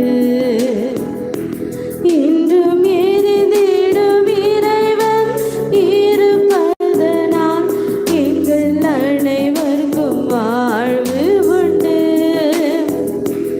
என்றும் இறங்கிடும் இறைவன் இருப்பதனால் எங்கள் அனைவருக்கும் வாழ்வு உண்டு. இயேசுவின் இருதயமே, இன்றும் எரிந்திடும் அருள்மயமே, உந்தன் ஆசியும் அருளும் சேர்ந்து வந்தால் எங்கள் ஆனந்தம் நிலை பெறுமே. அன்பார்ந்த தேவ பிள்ளைகளே, கடவுளுடைய பிரசன்னத்தில் நீங்கள் அமர்ந்து உங்களையே தயார் செய்து கொண்டிருந்தீர்கள். சகோதரர் ஆனந்த் அவர்கள் உங்களை வழிநடத்தி வந்தார். இயேசுடைய இதயம் எந்த அளவிற்கு நம்மை கவர்ந்து இழுக்கின்றது, அன்பு செய்கின்றது, அந்த இயேசுடைய இதயம் எந்த அளவுக்கு நம்மை வழிநடத்தி பராமரித்து பாதுகாத்து நமக்காக தம்மையே கையளித்து இந்த அளவிற்கு நான் உங்களை அன்பு செய்கின்றேன் சொல்லி தமது இரு கரங்களையும் கல்வாரில் விரித்து, இதுதான், இதற்கு மேல் என்னால் என்னிடத்து ஒன்றும் இல்லை, எல்லாவற்றையும் கொடுத்து விட்டேன் உங்களுக்காக, நீங்கள் எனக்காக என்ன தரப்போகின்றீர்கள், எனக்காக என்ன செய்ய என்பதை தான் இயேசு நம்மிடத்தை கேட்கின்ற ஒரு கேள்வி. இயேசு எல்லாவற்றையும் கொடுத்து விட்டார். இயேசுக்கு நான் என்ன கொடுக்க போகின்றேன்? இயேசு தன் தாயை நமக்கு கொடுத்து விட்டார். நான் என்ன கொடுக்க போகின்றேன்? எல்லாவற்றையும் அவர் கொடுத்து விட்டு கடைசியிலே நம்மிடம் எதிர்பார்க்கின்றார். அவர், எனக்காக நீ என்ன செய்ய போகின்றாய்? என் தாயை போன்று எவ்வாறு நீ கடவுளுடைய திட்டத்தை உள்வாங்கி அன்பு செய்ய போகின்றாய்? என் தாயை போன்று துன்பங்களெல்லாம் நீர் உள்வாங்கி கொண்டு கடவுள் திட்டத்தை உம்மால் நிறைவேற்ற முடியுமா? கடவுள் தந்த அந்த ஒரு அருள் கொடைகளை உள்வாங்கி கொண்டு அந்த தாய் எந்த அளவிற்கு பொறுமையோடு என்னோடு சேர்ந்து அந்த துன்பங்களை உள்வாங்கினாள். இதெல்லாம் நாம் சிந்தித்து பார்த்தோம் என்றால் நம்முடைய வாழ்வு கொஞ்சம் கஷ்டம்தான். தாயை போல் நம்மளால் கொடுக்க முடியாது. உண்மையிலேயே நமக்கு அந்த ஒரு மனநிலை வராது. ரொம்ப கஷ்டம்தான். இன்றைய சூழ்நிலையில் வாழ்கின்ற வாழ்க்கையிலே கலாச்சாரத்திலே ரொம்ப கடினம். விசுவாசம் குறைந்து கொண்டே போகின்ற ஒரு காலகட்டத்தில் மக்களாய் நீங்கள் ஆண்டவர் இயேசு மீது வைத்துள்ள நம்பிக்கையினால் இங்கே வந்திருக்கிறீர்கள். உங்களால் மற்றவர்களை மாற்ற முடியும், உங்களால் மற்றவர்களை வழிநடத்த முடியும், உங்களால் மற்றவர்களை இறைவனுக்கு கொண்டு வர முடியும். அதற்காகத்தான் தாய் திரு அவை இன்று வரையிலும் அது உயிரோடு இருக்கின்றால் காரணம் 24 மணி நேரமும் உலகிலே 365 நாட்களும் மக்கள் செபித்து கொண்டிருக்கிறார், ஆண்டவரோடு பேசி கொண்டிருக்கிறார்கள், உறவாடி கொண்டிருக்கிறார்கள். ஆகவேதான் உலகம் இயங்கிக் கொண்டிருக்கின்றது, மக்கள் வாழ்ந்து கொண்டிருக்கிறார்கள். அவே இந்த 1 மணி நேரம் 2 மணி நேரத்தை நீங்கள் இறைவனது பாதத்தில் உங்களை அர்ப்பணித்து நீங்கள் செலவிடுகின்ற நேரம் வீணான நேரம் அல்ல, வீண் போகாது. அது பலனை கொடுத்து மீண்டும் கடவுளுக்கு திரும்பி செல்லுமே ஒழிய அது அப்படியே நிற்காது. ஆகவே இந்த நேரத்தை நீங்கள் முழுமையாக பயன்படுத்தி கொண்டு உருக்கமாக நீங்கள் கடவுளுடைய பிரசன்னத்திலே மனதளவிலேயே நீங்கள் செபித்து கொள்ளுங்கள். மனதளவிலே நீங்கள் கேளுங்கள். மனதளவிலே எல்லா மக்களுக்காக செவியுங்கள். அப்பொழுது கடவுளுடைய ஆசீர்வாதம் நம்ம வழியாக எல்லா மக்களும் போய் சேர் என்பதை உணர்ந்து இந்த ஒரு அரை மணி நேரம் 12:30 மணி வரையிலும் இயேசுவோடு நாம் பேசுவோம். இயேசுனுடைய அந்த உள் கருத்துக்களை உள்வாங்கி நான் என்ன செய்ய வேண்டும், நான் எப்படி பணி செய்ய வேண்டும், நான் எப்படி மற்றவர்களுக்கு உதவி செய்ய வேண்டும், நான் எப்படி இயேசு எதிர்பார்க்கின்ற ஒரு கனியை என் குடும்ப வாழ்வில் இருந்து கொண்டு என்னால் செய்ய முடியுமா என்றால் முடியும். ஆகவே நான் இயேசுவை நம்பிக்கை வைத்து இங்கே வந்திருக்கின்ற உணர்வோடு இந்த ஒரு அரை மணி நேரம் இயேசுவை பாருங்கள். நான் சொல்லுகின்ற வார்த்தை உங்கள் காதில் விழுந்தால் அதை உள்வாங்கிக்கங்க. காதில் விழலை, நான் தூக்கம் வருதுன்னா தூங்கிடுங்க. எதை பற்றியும் கவலைப்படக்கூடாது. புரியுதா? எதை பற்றியும் கவலைப்படக்கூடாது. தூக்கம் வந்தால் தூங்கிடலாம். ஆண்டவர் பார்த்து தூங்குகின்றீர்கள், அவ்வளோதான். வேறு எங்கேயும் தூங்கவில்லை. சரியா? பேராயர் புல்டென்ஷன் அவர் ஒரு முறை பயணம் செய்தார். ரொம்ப தூரம் பயணம் செய்து களைப்பில் என்ன செய்கிறாரு, ஃப்ளைட்டு லேட் ஆகி போச்சு. அதனால் என்ன செய்வது, சிறிது நேரம் ஆலயத்தில் போய் அமரலான்னு வந்து அமர்ந்தார். ஆனால் ஆலயத்தில் வந்து அமர்ந்து போய் தூங்கிட்டார், ஜெபம் பண்ணலை. பிறகு டைம் ஆச்சு, உடனே ஏர்போர்ட்டுக்கு போனோம். பார்த்தா எழுந்து ஓடுறாரு. எழுந்து ஓடும்போது ஜன்னல் வழியாக எதிர்குச்சியோட கதவுலாம் போயிட்டாங்க. ஜன்னல் வழியாக எதிர்குச்சி ஓடும்போது கீழே ஒரு பாட்டி பாடுத்துன்னு அதை கவனியில் பாட்டி மேலே விழுந்து ஓடினார். ஐயோயோ மனுஷன்னு சொல்லிட்டு ஓட்ட விட்டார். அவர் ஜெபம் என்பது கடவுளுடைய பார்வையில் நம்ம அமைதியாக இருந்தால் போதும். கடவுள் பேசுவார், நம்மோடு பேசுவார். அவே கவலைப்பட வேண்டாம். தூக்கம் வந்தால் தூங்கிடுங்க, கவலைப்படாது. சரியா? சரி, okay. Price the Lord, price the Lord, price the Lord. Thank you Jesus, thank you Jesus. மரியே வாழ்க, மரியே வாழ்க. அன்பு சகோதர சகோதரிகளே, இன்று நாம் சிந்திக்க இருப்பது, நான் என்னுடைய பாணியில் நான் தயார் செய்து கொண்டு இருந்திருக்கிறேன். சகோதரர் சொன்னது போல் அன்னை மரியாவுடைய அந்த மாசற்ற இருதயத்தை பற்றி சிந்திக்க சொல்லியிருக்கின்றார், பேச சொல்லியிருக்கிறார். ஆனால் அதை கடந்து போய் இயேசு எப்படி நற்கோள் இருந்து கொண்டு நம்மோடு பேசுகின்றார், அதே இயேசுவை தாங்கி அன்னை மரியாள் எவ்வாறு தன் வாழ்நாள் முழுதும் அந்த இயேசுவோடு உறவாடி தந்தையின் திட்டத்தை உள்வாங்கி செயல்பட்டாள் என்பதை நாம் புரிந்து கொள்ள வேண்டும். அப்பொழுதுதான் மரியாவுடைய அந்த இதயம் இயேசுவோடு இணைந்திருந்தது, தந்தையோடு இணைந்திருந்தது, தூய ஆவிகளோடு இணைந்திருந்ததால் தான் அந்த மரியாள் கடவுளுக்கு உகந்த மகளாக வாழ்ந்து கொண்டிருந்தார். அவே இன்னும் வாழ்ந்து கொண்டிருக்கிற அந்த தாய் மரியாள் திரிய கடவுளையே உள்வாங்கி வாழ்ந்து கொண்டிருப்பதால் தான் அன்னை மரியா பல விதமாக அற்புதமான காரியங்களை, அற்புதமான செயல்பாடு அன்னை மரியாள் ஈடுபட்டு கொண்டிருக்கிறார். ஆகவே தான் அன்னை மரியாள் உலகின் அரசியாக, உலகின் மாதரசியாக, உலகின் ராக்கினியாக திருத்தந்தை 12ஆம் பத்திநாதரால் பாத்திமா நகரிலே 1946 13ஆம் தேதி அங்கு அறிவித்தார். அன்னை மரியாள் உலகத்தின் ராக்கினி, அரசி என்று சொல்லி. அந்த மாசற்ற மரியாள், அந்த மாசற்ற இருதயம் நமக்காக என்ன செய்து கொண்டிருக்கிறது, நமக்காக பரிந்துரை செய்து கொண்டிருக்கிறது. விண்ணக மக்களுக்காக, மன்னக மக்களுக்காக, உத்தரிக்க நிலையில் இருக்கிற மக்களுக்காக பரிந்துரை செய்து கொண்டிருக்கிற ராக்கினியாக, அரசியாக, மூவுலக அரசியாக இருக்கின்றாள் என்றால் அவள் பெற்ற அற்புதமான கொடை, அருள் கொடை. அதான் திருத்தந்தை 12ஆம் பத்திநாதர் சொல்லுவார் அன்னை மரியாளை பற்றி. முதல் பட்டம் யார் கொடுத்தது அன்னை மரியாளுக்கு, ராக்கினி என்ற பட்டம் அல்லது அரசு என்ற பட்டம் என்றால் தந்தையார் கடவுள் கபிரியேல் தூதர் வழியாக அருள்மிக பெற்றவளே வாழ்க, அதான் முதல் பட்டம். முதல் ராக்கினிக்குரிய பட்டம், அரசுக்குரிய பட்டத்தை கடவுளே கொடுத்து விட்டார். அதன் பிற்பாடு அது இறை மக்களாய் நாம் ஒவ்வொருவரும் சேர்ந்து மரியாளுக்கு ராக்கினி என்ற பட்டத்தை சூட்டி கொண்டே இருக்கிறோம். ஏனென்றால் அவள் பெற்ற அருள், அவள் பெற்ற கடவுளுடைய இரக்கம், கடவுளுடைய அன்பு, பேரன்பு எல்லாம் சேர்த்து தான் முதன்மையாக கடவுள் தேர்ந்தெடுத்து அவரை பெருமைப்படுத்தினார். ஆகவே அந்த தாய் இயேசுவோடு இருக்கின்றாள், இயேசு அந்த தாயோடு இருக்கின்றாள். எல்லோருமே அங்கு இருப்பதால் அந்த தாய் உங்களுக்கா எனக்கா திருவைக்காக பரிந்து பேசிக்கொண்டே இருப்பார்.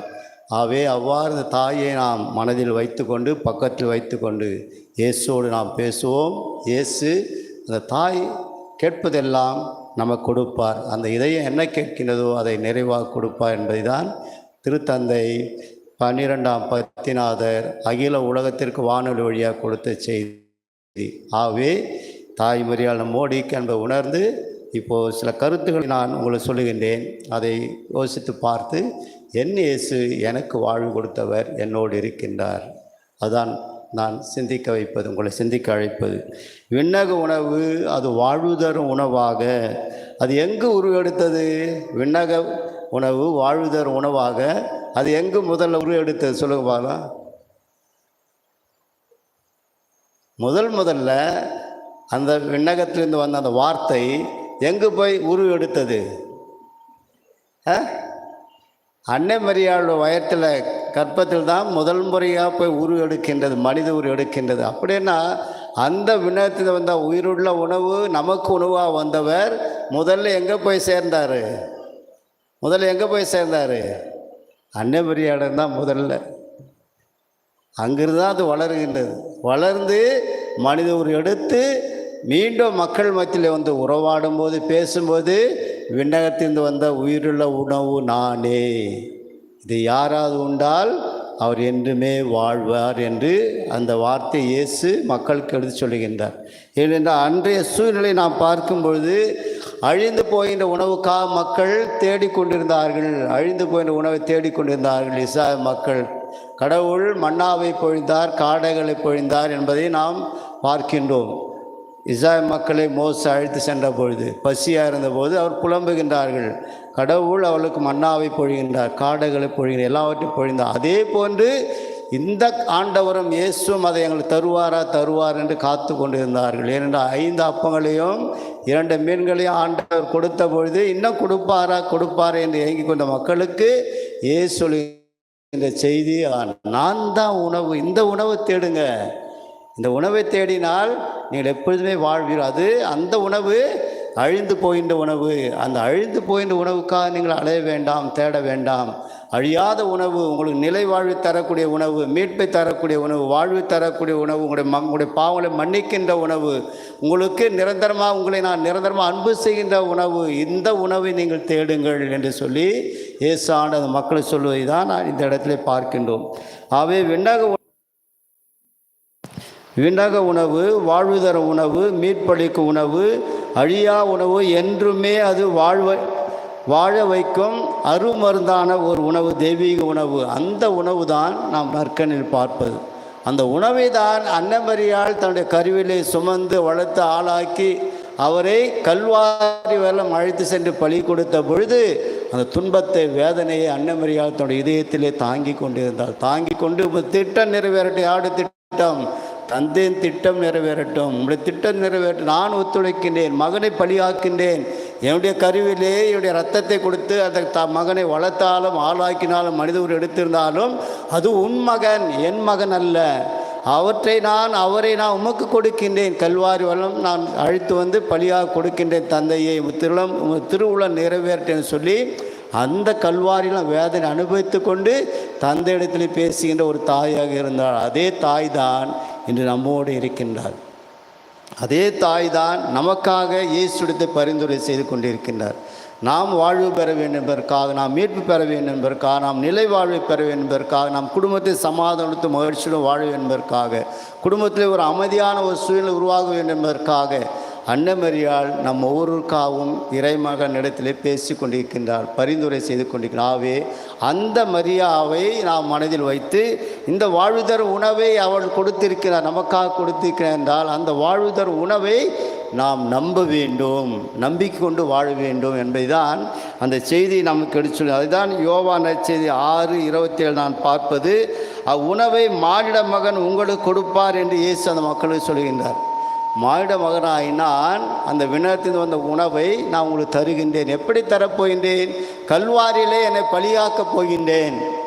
அதை எப்படி பலியாக்கினார்? தந்தையார் கடவுள் ஆண்டவர் இயேசு கிறிஸ்துவை மனித உயிரை எடுக்க செய்த பின்னர் அந்த தாயானவள் யோசேப்பும் பெத்லேம் நகரில் சென்று மாட்டுத் தொழுவத்திலே அந்த குழந்தையை ஈண்டெடுத்து அந்த குழந்தையை தீவன தொட்டிலை கிடத்தினார்கள். அன்றே அந்த குழந்தை என்ன செய்கின்றது? நான் பலியாக வேண்டிய நேரம் வரும், அதற்கு முன்பாகவே தீவன தொட்டு அந்த குழந்தை கிடத்தப்பட்டிருப்பார். அந்த குழந்தை உங்களுக்கு ஒரு அடையாளம் என்று ஆட்டு இடையர்களுக்கு வானத்தூதர்கள் சொன்னதை அந்த இடையர்கள் கேட்டு வந்து அந்த தொழுவத்தை அந்த குழந்தையை பார்த்தபோது அந்த குழந்தை தீவன தொட்டில் கிடத்தப்பட்டிருந்தது. அன்றே உணவாக தந்தையாக்கோட அந்த மகனை கொடுத்து விட்டார். அதுதான் அன்னை மரியா யோசேப்பு அந்த குழந்தையை தீவன தொட்டில் கிடைத்திருந்தார்கள் பெத்லேம் மாட்டு தொழுவத்தில். அன்றே இயேசு சொல்லிவிட்டார், இப்பொழுது எடுத்து நீங்கள் உண்ணலாம், இப்பொழுது எடுத்து இதை நீங்கள் உண்ணலாம் என்பதை தான் இயேசு அந்த இடத்திலே இஸ்ராயேல் மக்களை பார்த்து, அந்த கூடிய மக்களை பார்த்து சொல்கின்றார். யோவான் நற்செய்தியிலே 6:27 வார்த்தை, இவ்வுணவை மானிட மகன் உங்களுக்கு கொடுப்பா என்பதை அங்கே எடுத்துக்காட்டு. நற்கொள் இருக்கின்றவர் ஒவ்வொரு நாளும் நமக்கு உணவாக வருகின்ற அந்த பீடத்தில் பலியாகின்றார். பீடத்திலே அவர் அப்பத்தை உடைத்து மக்களுக்கு கொடுக்கின்றார். இது எனது உடல், இது எனது இரத்தம், அனைவரும் இதை வாங்கி உண்ணுங்கள், இது உங்களுக்காக கையளிக்கப்படுகின்ற உடல் என்பதை ஒவ்வொரு நாளும் நாம் நம்பிக்கூட அதில் பங்கேற்று அவரை நாம் உட்கொள்ளும் பொழுது மானிட மகன் நம்முள் வருகின்றார், நமக்காக வருகின்றார், நம்மில் வந்து கரைத்து கொள்ளுகின்றார். கரைத்து என்ன செய்கின்றார்? நம்மை உற்சாகப்படுத்தி ஊக்கப்படுத்தி மனநிறைவோடு மகிழ்ச்சியோடு வாழ நான் உங்களோடு இருப்பேன். உனக்கு இடையூறு வந்தாலும், சோதனைகள் வந்தாலும், வேதனைகள் வந்தாலும், எது வந்தாலும் நான் உன்னோடு இருப்பேன். உன்னில் நான் இருந்து உன்னை நான் விடுவிப்பேன், உன்னை நான் பாதுகாத்துக் கொள்வேன், கண்காணித்துக் கொள்வேன், உன்னை கடைசியில் அன்பு செய்வேன். நீர் என்னை மறந்தாலும் நான் உன்னை மறக்காமல் உன்னுள் வந்து தங்கியிருந்து உன் குடும்பத்தோடு நான் வாழ்ந்து உன்னை நான் வாழ வைத்து கொண்டிருப்பேன் என்பதுதான் இயேசு ஆண்டவர் அந்த நற்கருணை வழியாக நமக்கு கற்பிக்கின்றார். அதுதான் அதே யோவான் நற்செய்தி 6:33 நாம் எடுத்து வாசித்தோம் என்றால், உலகுக்கு வாழ்வு அளிக்க நான் வந்திருக்கின்றேன் என்று சொல்கின்றார். எந்த மனிதனும், எந்த அரசனும், எந்த மன்னனும், எந்த நாட்டு தலைவனும் இதுவரையிலும் அதுபோன்று வாழ்வு யாருக்கு கொடுத்தது கிடையாது, இயேசு கிறிஸ்து ஒருவரை தவிர. அதனால்தான் விவேகானந்தாவை போய் ஒருத்தர் கேட்டார், ஒரு நண்பர் போய் கேட்கின்றார், இயேசு ஆண்டவர் பற்றி உங்களுக்கு தெரியுமா? அவருடைய அன்பை பற்றி தெரியுமா? அவர் என்ன செய்தார் என்பதை பற்றி தெரியுமா? அவரை போல உங்களால் வாழ முடியுமா? நீங்கள் என்ன சொல்லினார் கேட்டபொழுது அவர் விவேகானந்தர் சொல்லினார், சாமி விவேகானந்தா, இயேசு ஆண்டவர் வாழ்ந்த காலத்தில் நான் இருந்திருந்தால், இயேசு ஆண்டவர் வாழ்ந்தபோது நான் இருந்திருந்தால் என்னுடைய இதயத்தை கிழித்து நான் அவர் கொடுத்திருப்பேன், அது சதையை கிழித்து நான் அவர் கொடுத்திருப்பேன். அந்த அளவிற்கு இயேசு கிறிஸ்து என்னை அன்பு செய்தார், உலகை அன்பு செய்தார், உலக மக்களை தன்னை கையளித்த அந்த இயேசுக்கு என்னுடைய இதயத்தை நான் கொடுத்திருப்பேன் சொல்லுகின்றார்.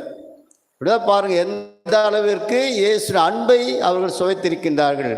அவை இறை மக்களாய் நாம் இயேசு கொடுத்த அந்த ஈடு இணையற்ற அந்த ஒரு மாபெரும் சக்தியை நம்மால் தர முடியாது. ஆனால் நாம் என்ன செய்யலாம்?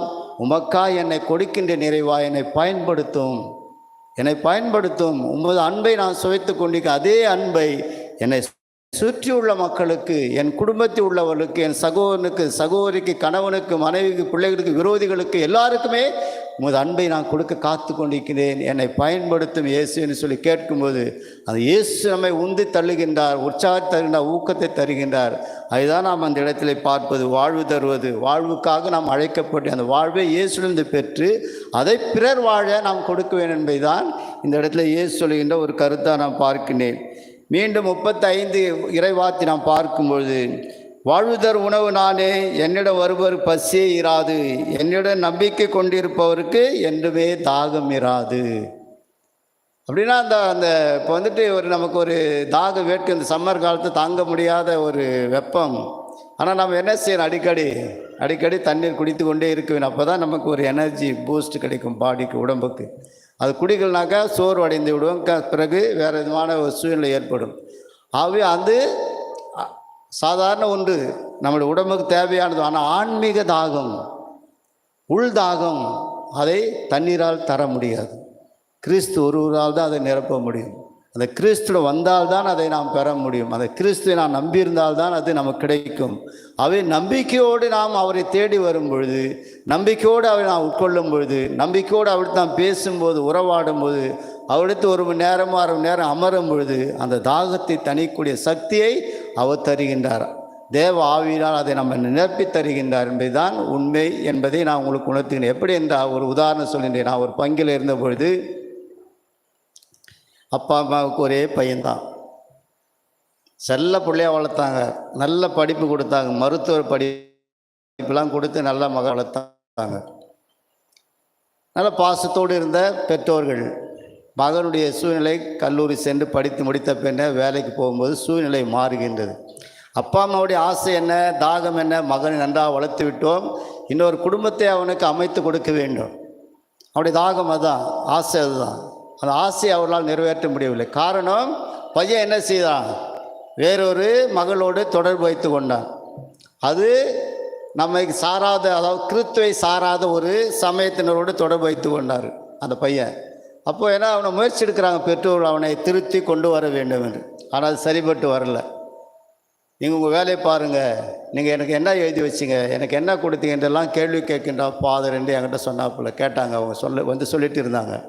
இப்போ நான் சொன்னேன், சரி பரவாயில்ல, அவன் போக்கிலே விடுங்க. நீங்கள் 2 பேரும் தினமும் கோயிலுக்கு வரீங்கல்ல, தினமும் நற்கருணை கொள்றீங்கல்ல, உங்களுக்கு நற்கருணை மீது நம்பிக்கை இருக்கா? இருக்கா இல்லையா சொல்லுங்கன்னு கேட்டேன். இருக்கு ஃபாதர். அப்போ அங்கே போய் பேசுங்க, ஏன் வீணாக புலம்புறீங்க. பிறகு ஒரு வாரம் கழித்து மீண்டும் வந்தார் அந்த குடும்ப தலைவன். ஃபாதர், தர்மபுரியில் ஒருத்தர் நல்ல நற்செய்தி கொடுக்குறாராம், அவர்கிட்ட போயிட்டு வரணும், நீங்கள் சொல்லுங்கள் ஃபாதர், என்ன சொல்கிறீங்கன்ட்டு. அப்போ நான் சொன்னேன், நற்கொடை ஆண்டவர் பெரியவரா, நற்செய்தி கொடுக்கின்ற அவர் உனக்கு பெரியவரா? சொல்லுப்பா, எது செய்ய போகிறேன்? ஒழுங்காக போய் தினமும் நற்கொடை உனக்காக காத்து கொண்டே 24 மணி நேரமும் நற்கொடை ஆலயத்தில் கணவனும் மனைவி நீங்கள் இருவரும் போய் அமர்ந்து செய்வீங்க. காலையில் கணவனாகி நீ வா, மாலையில் உங்கள் மனைவி வந்து சபம் செய்யட்டும், அதை பின்னர் ரிசல்ட் என்ன என்பதை எடுத்து வந்து சொல்லுங்கன்னு சொல்லி அனுப்பிவிட்டேன். 1 மாதம் கழித்து அந்த பங்கில் நான் வந்து தியானம் வைத்திருந்தேன், 3 நாட்கள் தியானம். அப்போது அந்த 3 நாள் தியானத்தில் கடைசி அன்றைக்கு நான் அப்படியே வெளியில் வந்து பார்த்துட்டு இந்த மக்கள் எல்லாம் எப்படி உள்ளே இருக்காங்களா வெளியே இருக்காங்களா சொல்லிலாம் அப்படியே உலாவி விட்டு வந்திருக்கும்போது பெற்றோர் 2 பேருமே வந்தாங்க. வந்து ஒரு புன்சிரிப்போடு நின்று கொண்டிருந்தார்கள். சின்ன ஒரு சிரிப்போடு வந்துக்கிறீங்களா என்னன்னு கேட்டபோது அப்போ சொல்கிறாங்க, அந்த அம்மா சொன்னாங்க, ஃபாதர், பையன் நம்ம பக்கம் திரும்பி வந்துட்டான், பையன் நம்ம பக்கம் திரும்பி வந்துட்டான், நீங்கள் பெண்ணை பாருங்கள், அந்த பெண்ணு எனக்கு வேண்டாம், மோசமான பெண்ணுன்னு சொல்லிட்டான் ஃபாதர். ரொம்ப சந்தோஷமான செய்தி. அப்போ தான் உடனே கை கொடுத்து, எப்படி இந்த செய்தி உங்களுக்கு கிடைத்தது? தினமும் ஜபத்துக்கு வந்தீங்கள்ல, உங்களை நான் பார்த்தேன், தினமும் சந்தித்தேன், கூட வெளியிருந்து பார்ப்பேன், நான் நற்கொடை முன்பாக மண்டி ஜபம் செய்து கொண்டு இருந்தீர்கள் என்பது எனக்கு தெரியும். கடவுள் உங்களுக்கு இந்த உதவி செய்திருக்கின்றார், நற்கொடை ஆண்டு இந்த உதவி செய்திருக்கின்றார், அவருக்கு நன்றி சொல்லுங்கள். நற்கொடை மீது உங்களுக்கு நம்பிக்கை இருந்ததால் தான் அவர் உங்களுடைய திட்டத்தை நிறைவேற்றி வைத்திருக்கின்றார். ஆகவே இனி நற்கொடை ஆண்டு நீங்கள் கைவிட்டு விட வேண்டாம். ஒவ்வொரு நாளும் நற்கொடை ஆண்டு போய் பரிந்துரை செய்யுங்கள், பேசுங்கள். அவருடைய சூழ்நிலை மாற்றி போடுவார், எப்பேற்பட்ட இடையூறு இருந்தாலும் அவர் மாற்றி போடுவார். அந்த நம்பிக்கை இப்போ உங்களுக்கு கொடுத்து விட்டார். தொடர்ந்து இப்போது உங்கள் மகனுக்கு ஏற்பாடு செய்ய சொல்லி அவர்களை நான் சபம் செய்து ஆசீர்வதித்து அனுப்பினேன். ஏன் இதை சொல்கிறேன் என்றால், அவர்தான் நமக்கு எல்லாவற்றிற்கும் நம்முடைய தாகத்தை பசியை போக்கக்கூடியவர், நம்முடைய குடும்பத்துக்கு சூழ்நிலையை தீர்க்கக்கூடியவர், எல்லா விதத்துக்கும் ஆசீர்வாதமாக இருக்கக்கூடியவர், எல்லா விதங்களும் நமக்கு துணையாக இருக்கக்கூடியவர். நமக்கு அந்த தாகம் வர வேண்டும், இயேசுவிட்டு தான் செல்ல வேண்டும், அந்த தாகம் இருக்க வேண்டும், அவர்கிட்ட தான் பேச வேண்டும், அவர் எண்ணில் வந்து தங்க வேண்டும், குடும்பத்தில் தங்க வேண்டும், என்னுடைய சூழ்நிலை இருந்து அவர் என்னை விடுவிக்க வேண்டும். எப்படி சக்கியோடைய வீட்டிற்கு சென்றாரோ இயேசு ஆண்டா, அதே போன்று நம்முடைய வீட்டிற்கு இயேசு வர வேண்டும் என்றால் நமக்கு அந்த தாகம் இருக்க வேண்டும், அந்த எண்ணம் இருக்க வேண்டும். எப்படி நான் இயேசுவை பார்க்க வேண்டும் என்று மரத்தின் மீது இருந்தவனை கீழே இறங்கி வா என்று உன் வீட்டில் நான் தங்க வேண்டும் என்று சொன்னாரோ, அதே போன்றுதான் அந்த தாக வேட்கை நம்மளுக்கு இருந்தது என்றால் இயேசு எல்லாவற்றையும் சரி செய்வார், எல்லாவற்றையும் நமக்கு நிறைவாக கொடுப்பார். அதுதான் நான் இந்த இடத்துல பார்க்கின்றேன். நாம் எல்லாரும் சேர்ந்து வாழ்வது நான் அல்ல என்னில் கிறிஸ்துவே வாழ், அந்த பாட்டு தெரியுமா? எல்லாருக்கும் தெரியுமா? பாப்பா மட்டும்தான் பாடுமா? நீங்கள் பாட மாட்டீங்களா? பாடுப்பா அந்த பாட்டு. வாழ்வது நான் அல்ல,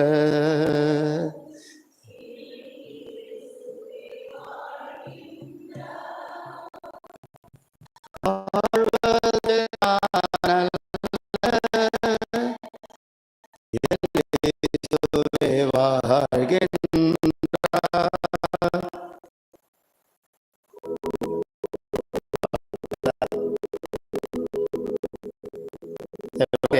ஒரு லைன்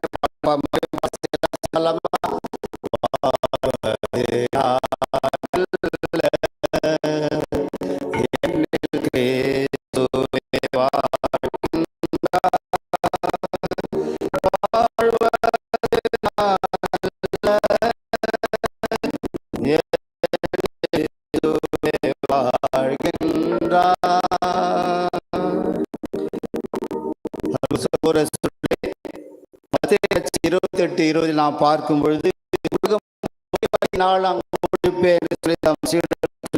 அவர் விண்ணுக்கு செல்லுகின்றார். இயேசு ஒரு நாள் அவர் ஆசை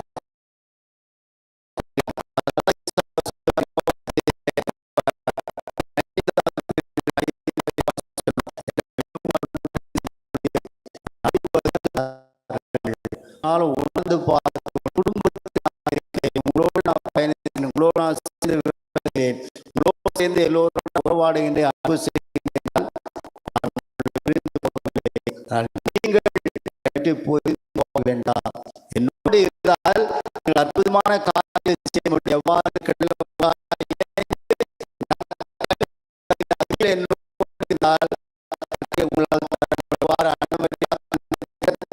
தந்தையோடு ஆழமான தந்தை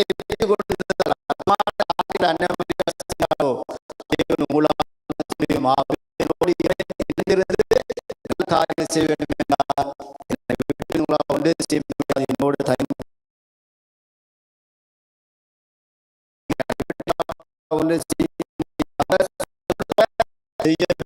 என்ன சொல்கிறார்? என் அன்பில் நிலைத்திருங்கள், என் தந்தையை கட்டளை நான் போல நீங்களும் ஒருவர் புரிந்து கொண்டு என் அன்பில் கடைசி நிலைத்திருந்தால் தந்தை இருக்க முடியாது. இந்த காலகட்டத்தில் இந்த அன்புக்கு இடமே இல்லாமல் போயிடுச்சு. குடும்பத்திலே அன்புக்கு இடமில்லாமல் போய்விட்டது. உங்களுக்கு நல்லா தெரியும். இன்றைக்கு ஒரு சின்ன ஒரு டப்பா பெட்டி மாதிரி வந்துடுச்சு. அதுதான் அன்பு செய்து கொண்டே இருக்கிறது எல்லாரையும். கடைசி வரலாம் பார்த்தோம்னா பையன் ஒரு பக்கத்தில் இருப்பான், இந்த பக்கம் பிள்ளை ஒரு பக்கத்தில் இருக்கான், அந்த பக்கத்தில் அப்பா ஒரு பக்கம், அம்மா ஒரு பக்கம், மூளை முடுக்கில் எல்லாரும் இருப்பாங்க. எங்கடா 4 பேர் 5 பேர் ஒன்றாக இணைந்து அன்போடு ஒரு சாப்பாடு உண்ண முடியுதா? முடியல. ஒன்று சேர முடியல. மாய உலகில் வாழ்ந்து கொண்டிருக்கிறோம். ஆனால் கடவுள் நம்மை அன்பு செய்ய நம்மோடு இருக்கின்றார் என்பதை மறந்து விடக்கூடாது. நம்முடைய பிள்ளைகளுக்கு அதை நாம் கற்றுக் கொடுக்க வேண்டும். நாம் குடும்பமாக அமர்ந்து உறவாடுவோம், பேசுவோம். 1 மணி நேரம், அரை மணி நேரம் சேர்ந்து நாம் செபம் செய்வோம், அல்லது அரை மணி நேரம் சேர்ந்து நாம் உறவாடி கொண்டு பேசிக்கொண்டு நாம் உண்போம் என்று ஒரு பாணியை நாம் உருவாக்கும்போது அங்கு தான் அன்பு பரிமாறப்படும்.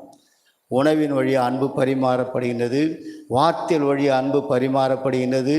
எல்லாவற்றுக்கும் மேலாக கலகலப்போடு பேசி சிரித்து நமது மனதிற்கின காயங்களை வெளியில் கொண்டு வரும்போது அங்கே அன்பு பரிமாறப்படுகின்றது. இதுதான் இயேசு நம்முடைய எதிர்பார்ப்பு. அருமை சகோதர சோழி, அதனால் நம்ம என்ன செய்ய முடியும்? ஒரு அன்பு செய்வது, அவது அன்பில் நிலைத்திருப்பது என்றால் என் தந்தை உங்களை மன்னித்து அன்பு செய்வதற்கு அழைத்திருக்கின்றார்.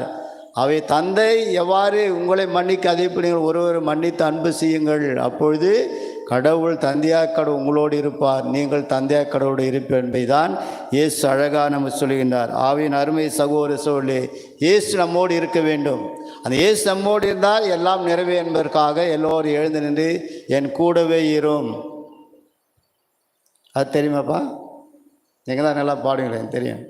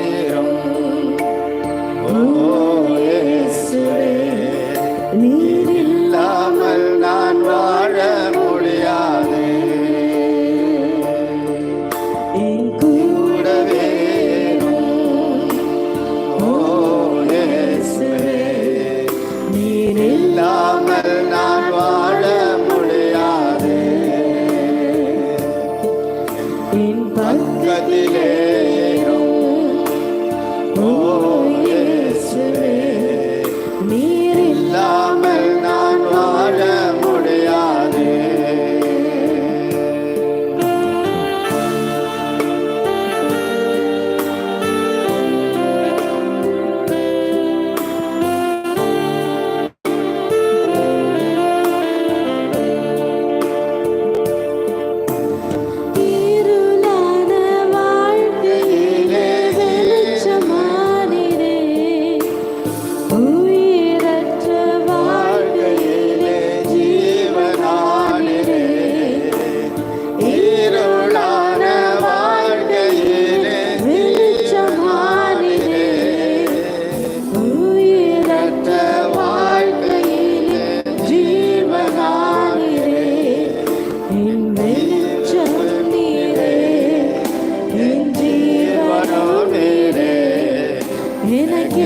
எல்லாமே நீங்க தானப்பா. என் வெளிச்சமும் நீரே, என் ஜீவனும் நீரே, எனக்கு எல்லாமே நீங்க தானப்பா. அந்த ரெண்டு லைனை மட்டும் எல்லாரும் சேர்ந்து உடைய கரங்களை இயேசு பக்கம் நீட்டி சொல்லுங்க பார்க்கலாம், பாடுங்க பார்க்கலாம். இயேசு பக்கம் நீட்டி, நீதாம்மா எனக்கு எல்லாம், எனக்கு வெளிச்சமும் நீதான், எனக்கு வாழ்வும் நீதான், ஜீவனும் நீதான், எல்லாமே நீதான் எனக்கு. ஆவே நீர் என்னோடு இருப்பான்னு சொல்லி உடைய கரங்களை வலது கரங்களை நீட்டி ஆண்டு பக்கம் நீட்டி அந்த கடைசி 2 லைன் பாடுங்கப்பா. என் கூடவே இரும். ஓ இயேசுவே, நீர் இல்லாமல் நான் வாழ முடியாது. என் பக்கத்திலே இரும். ஓ இயேசுவே, நீர் இல்லாமல் நான் வாழ முடியாது. என் வெளிச்சமும் நீரே, என் ஜீவனும் நீரே. கண்களை மூடிக்கொண்டு கண்களை மூடுங்கள். எல்லாமே நீங்க தானப்பா. என் வெளிச்சமும் நீரே, என் ஜீவனும் நீரே, எனக்கு எல்லாமே நீங்க தானப்பா. என் கூடவே இரும்.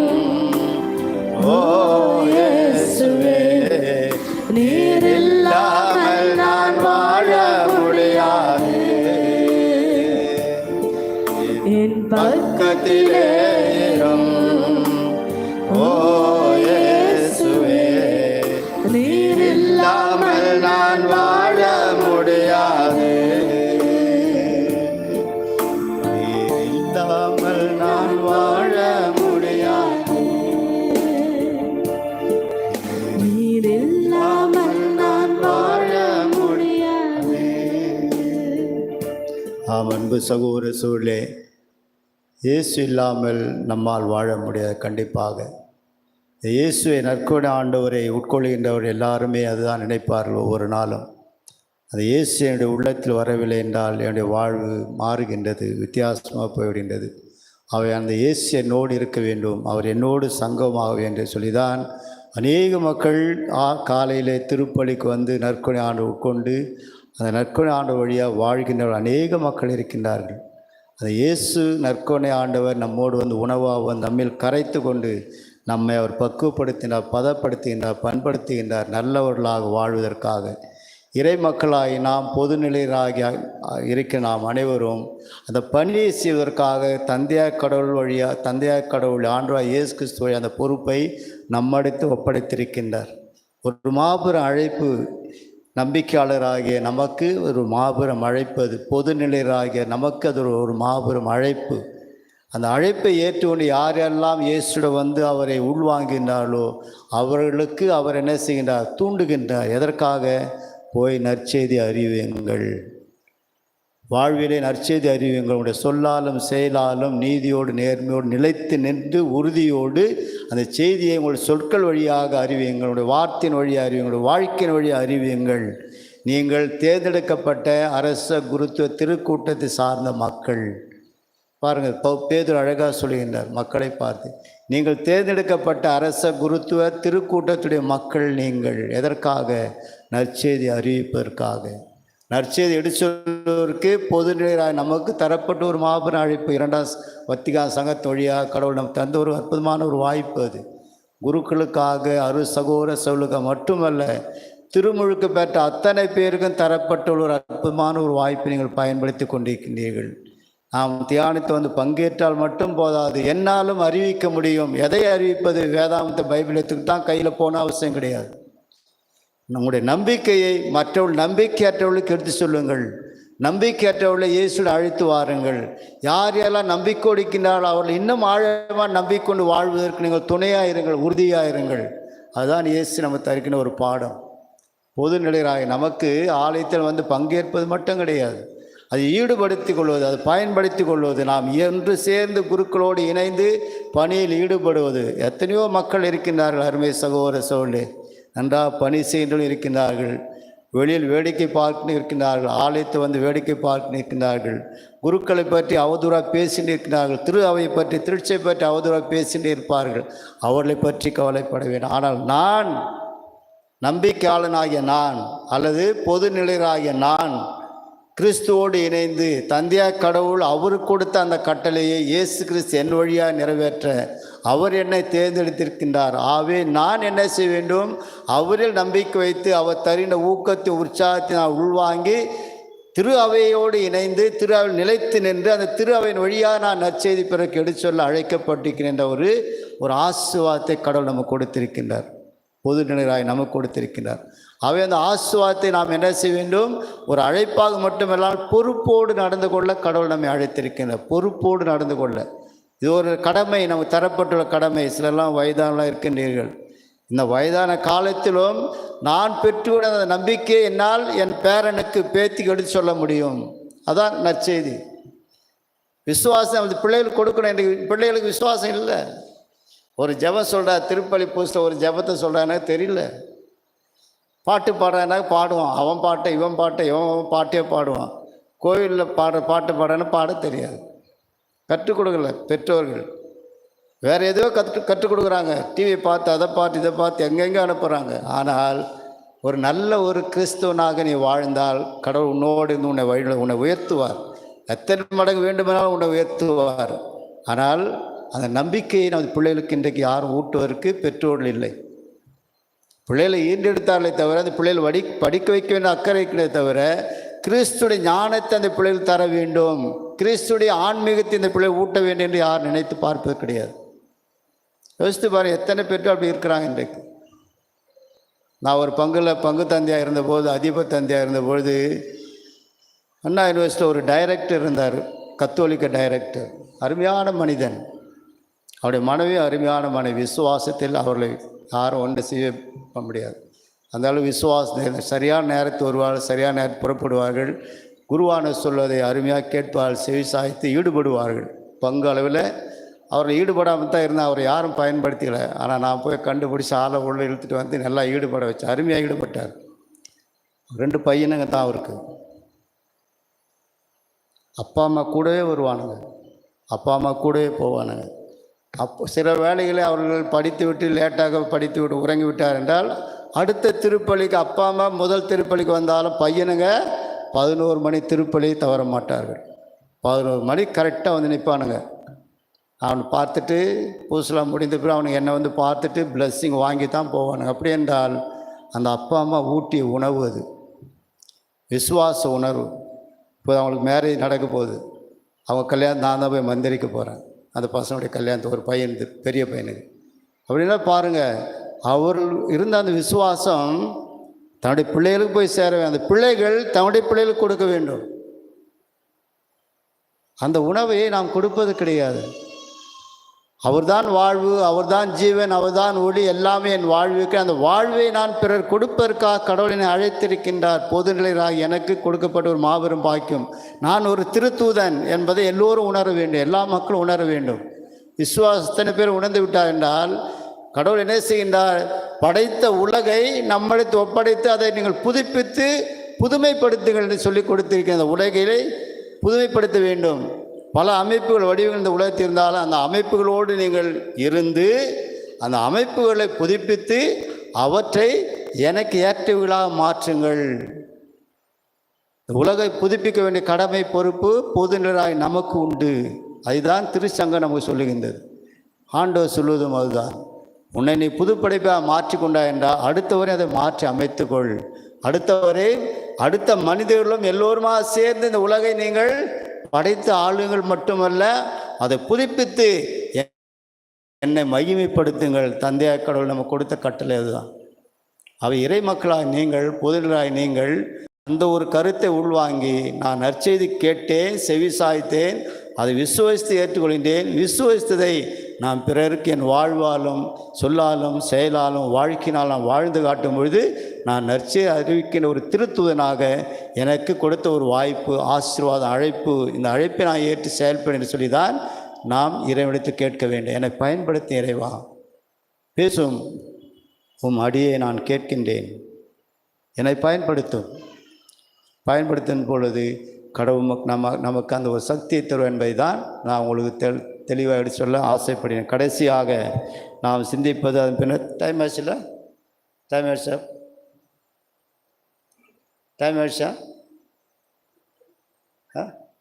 5 நிமிஷம் இருக்கா? அப்போ கடைசியாக நாம் பார்ப்பது அருமை சகோதர நமக்கு பல இடையூறுகள் வரலாம். குடும்பத்தில் தனிநபராக கூட இடையூறு வரலாம். நான் ஒரு இடத்துல ஒரு பெரிய ஒரு சர்ச்சு கட்டினேன். அப்போ வந்துட்டு எல்லாருமே 99% என் கூட இருந்தாங்க, எல்லா மக்களுமே. 1% தான் கிண்டலும் கேலியும் பரியாஸ் பண்ணிட்டு இடையூறாக இருந்தாங்க. சரி பரவாயில்ல, யார் என்ன பண்ணாலும் பரவாயில்ல, ஆலயத்தை கட்டுவேன்னு சொல்லி ஆரம்பிச்சிட்டேன் வேலையை. அப்போது சீலிங் போடணும், நல்லா ஜோன்னு மழை, எல்லாம் ஏற்பாடு பண்ணியாச்சு. என்ன செய்யுதுன்னே புரியல, எனக்கு ரொம்ப கஷ்டமாக இருந்துச்சு. அவனுக்கு வேறு அந்த பொறுப்பாளர் இருப்பாங்கள்ல, அவங்களாம் வந்து நைன்னு ஃபோன் அடிச்சுட்டே தொந்தரவு பண்ணியிருந்தாங்க. பார்த்தா மழை வருது, வேலை நிற்க போ அது நிற்க போய் சொல்லிகிட்டே இருந்தாங்க. சரிப்பா நீங்கள்லாம் பொறுமையாக இருங்கப்பா சொல்லிவிட்டு காலையில் சரியாக திருப்பலி முடிந்த பின்னர் 7 மணிக்கு முட்டி போட்டேன். 8.25 மணி நேரம். அப்படின்னா நான் 1.25 மணி நேரம் முட்டி போட்டேன். நான் என்ன செய்யலை, உட்காரவே இல்லை, நற்கோணை மட்டும் பார்த்துட்டே இருந்தேன், பிடிச்சிட்டே இருந்தேன். ஒரு டைட்டாக ஒரு பிடி உடும்பு பிடி மாதிரி பிடிச்சிட்டே இருந்தேன். 1.25 மணி நேரம் ஜோன்னு மழை கொட்டுது. இன்றைக்கி வேலை முடிஞ்சு போச்சு, நிற்காது, வேலை முடிஞ்சு போச்சு, ஒன்றும் நடக்காதுன்னு சொல்லி அங்கே பேசிட்டுக்கிறாங்க எல்லோரும். சாப்பாடு வேறு செய்துட்டோம், என்ன செய்த புரியல, ஆய்வுன்னு. கடைசியில் 7 மணிக்கு முட்டி போட்டு 8.15 கரெக்டாக எழுந்தேன். ஆண்டவர் நன்றி சொல்லிட்டு வந்தேன். வந்துட்டு அந்த மக்கள்கிட்ட எனக்கு நான் சொன்னேன், வேலையை ஆரம்பிக்கப்பா பார்க்கலாமான்ட்டு. என்னப்பா அதை மழை, வேலையை ஆரம்பிக்கப்பா போங்கப்பான்னு சொல்லிட்டு நான் என் ரூமுக்கு போயிட்டேன். அருமை சகோதர சோழே, அந்த நாள் முழுவதும் வானம் மேகமாக இருந்ததை தவிர என்ன இல்லை, மழை இல்லை. அது யார் செய்தது? ஆண்டவர் செய்தார். இன்றைக்கு அந்த மக்கள் என்ன மறக்க மாட்டாங்க, அதுதான் சொல்லுவாங்க. முட்டி போட்டு அந்த ஃபாதர் ஜெபம் பண்ணார், தலம் போட்டோம், முதல் தலம் 2ஆம் தலம் எல்லாம் போட்டு முடிச்சாச்சு. இப்போ அந்த ஆலயத்தில் போய் வணங்குவது யார்? அந்த மக்கள் தான். நான் எங்கேயோ வந்துட்டேன். இடையூறு பண்ணவன், திட்டினவன், பேசினவன் எல்லாம் அங்கே முட்டி போட்டு ஜெபம் பண்ணிக்கிறான். ஏன் கோயிலுன்ட்டு. அது ஆனந்துக்கு தெரியும். அப்படி மக்கள் என்ன செய்கிறாங்க, ஏசினாலும் பேசினாலும் என்னுடைய கஷ்டத்தில், என்னுடைய துன்பத்தில், என்னுடைய வேதனையில் என் இயேசு என்னோடு இருக்கின்றார். என் இயேசு, அதுதான் நீங்கள் செய்ய வேண்டும். உங்களுடைய குடும்ப வாழ்விலே, உங்களுடைய துன்பத்திலே, வேதனையிலே, சோதனையிலே, நோய்வாய்ப்பட்டிருந்தாலும் கூட என் இயேசு என்னோடு இருந்து என்னை குணப்படுத்துவார், என் இயேசு என்னோடு என் துன்பத்தை நீக்குவார், என் இயேசு என்னோடு இருந்து மறுவாழ்வு கொடுப்பார். அந்த ஆழமான நம்பிக்கை இருக்க வேண்டும். அந்த நற்கருணை ஆண்டவர் நீங்கள் பற்றி கொள்ள வேண்டும். எது இருந்தாலும் பரவாயில்ல, பிரச்சனை இருந்தாலும் பரவாயில்ல, நன்றி சொல்லுங்கள். ஆண்டவருக்கு போய் நன்றி சொல்லுங்கள், பேசிக்கொண்டே இருங்க, உறவாடுங்க. அவர் அப்படியே உடும்பு பிடி போல பிடித்து கொள்ளுங்கள். அப்படி செய்யும்போது நற்கருணை ஆண்டு ஒருபோது நம்மை கைவிட மாட்டார். அருமை சகோதர சோழர், அதுதான் அன்னை மரியாள். தந்தையாக கடவுளை பிடித்த பிடியிலிருந்து விலகி வராமல் கடைசியில் அந்த மகள் அந்த தந்தையோடு இருந்து தந்தையின் திட்டத்தை ஏற்று செயல்பட்டதால் தான் அழைத்து சென்று தன்னுடைய அருகில் அமர்த்தி அவருக்கு மணிமுடி சூட்டி ராக்கினியாக, உலக அரசியாக மாற்றுகின்றார் கடவுள். தன்னுடைய மகனும் தனது மகளும் இருவரையும் அமர்த்தி அவளுக்கு மணிமுடி சூட்டியதை நாம் பார்க்கின்றோம். அதேபோல் நம்முடைய வாழ்விலும் கடவுள் நமக்கு மணிமுடி சூட்ட வேண்டும் என்றால் அவருடைய திட்டத்தை நிறைவேற்ற நாம் அவரோடு இணைய வேண்டும், அவரோடு பேச வேண்டும், உறவாட வேண்டும். ஐயோ கஷ்டம் வந்துவிட்டு, துன்பம் வந்து, நோய் வந்து விட்டு என்று நாம் ஒதுங்கி செல்லாமல் அவர் பார்த்து கொள்வார். அவர் கொடுத்தார், அவர் எடுத்துக்கொள்வார். அவர் கொடுத்தார், அவரை எடுத்துக்கொண்டார். எனக்கு சந்தோஷம், மகிழ்ச்சி. யோபு போல நாம் சொல்ல வேண்டும். யோபு அதுதான் செய்தார். அவர் கொடுத்தார், அவர் எடுத்துக்கொண்டார். அவர் நாம வாழ்க என்று சொன்னார். கடைசியில் இறுதியில் என்ன கிடைத்தது? யோபுக்கு எல்லா மடங்கும் பல்வேறு விதங்கள் ஆசீர்வாதத்தை கொடுத்தார். ஆகவே அவருடைய திட்டத்துக்கு நாம் செவி சாய்க்க கற்றுக்கொள்ள வேண்டும். ஆகவே அவருடைய திட்டத்தை செவி சாய்க்க வேண்டும் என்றால் அவர் நம்மை ஒருபோது கைவிட மாட்ட நம்பிக்கையோடு எல்லோரும் இப்போ எழுந்து நிற்போம். எழுந்து, கடவுள் என்னை ஒருபோதும் கைவிட மாட்டார். நான் நோய்வப்பட்டிருந்தாலும் துன்பப்பட்டிருந்தாலும் கடன் தொல்லையாக இருந்தாலும் பாரமாக இருந்தாலும் அவர் என்னோடு இருந்து என்னை தூக்கி பிடித்து என்னை ஆசீர்வதித்து மகிழ்ச்சி செய்வாரே தவிர மகிழ்ச்சியடை செய்வாரே தவிர என்னை மனநோக செய்ய மாட்டார், கைவிட மாட்டார் என்ற ஒரு எண்ணத்தோடு அழகான கண்கள் என்னை கண்டதால் இந்த பாடுமா என் அழகான கண்கள் என்னை அவங்க வாசிப்பாங்க, வாசித்த பிற்பாடு இயேசு என்னை கைவிட மாட்டார், எந்த நிலையில் இருந்தாலும் என் இயேசு என்னோடு இருப்பார், எனக்கு மகிழ்ச்சி தருவார். இந்த உணர்வோடு சேர்ந்து எல்லாரும் அழகான கண்கள் என்னை கண்டதாலே முடிந்ததென்று நினைத்து நான் உயிர் வாழ்கின்றேன். அழகான கண்கள் என்னை கண்டதாலே முடிந்ததென்று நினைத்து நான் உயிர் வாழ்கின்றேன். யாரும் அறியாத என்னை நன்றாய் அறிந்து தேடி வந்த நல்ல நேசரே, யாரும் அறியாத என்னை நன்றாய் அறிந்து தேடி வந்த நல்ல நேசரே, அழகான கண்கள் என்னை கண்டதாலே முடிந்ததென்று நினைத்து நான் உயிர் வாழ்கின்றேன்.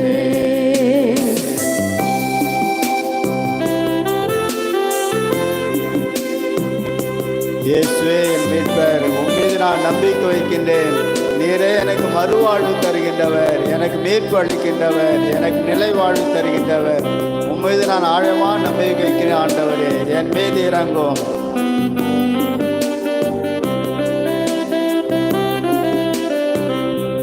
தூக்கி எறியப்பட்ட என்னை வேண்டுமென்று சொல்லி சேர்த்து கொண்ட நல்ல நேசரே,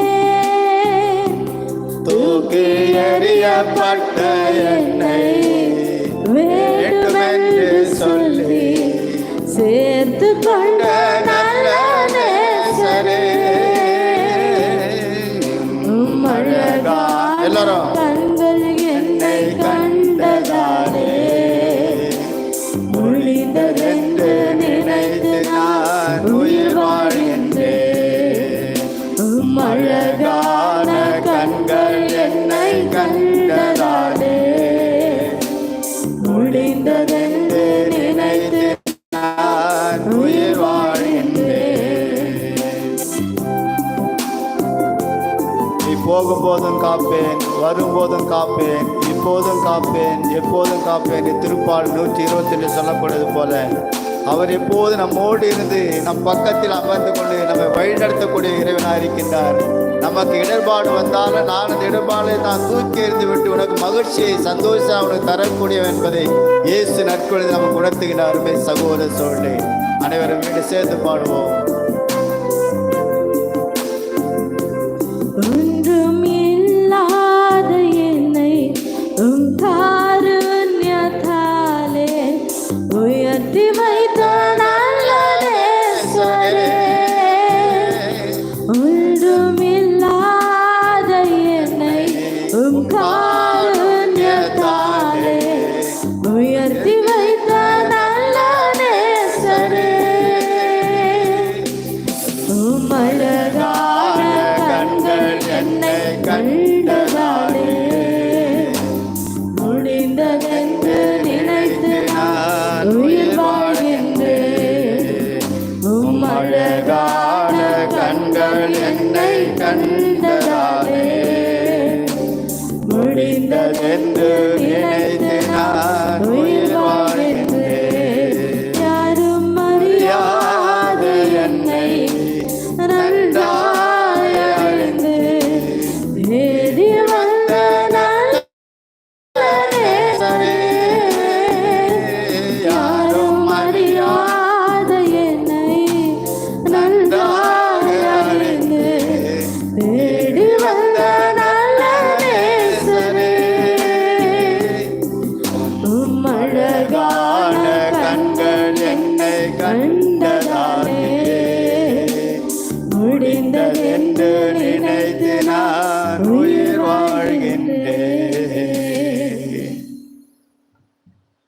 அனைவரும் அமர்வோம். மாண்பர் பாடலாமா? இறைவனது ஆசீர்வாதத்தாக நாம் முழங்கால் படிந்து மாண்பர் பாடலை பாடுவோம்.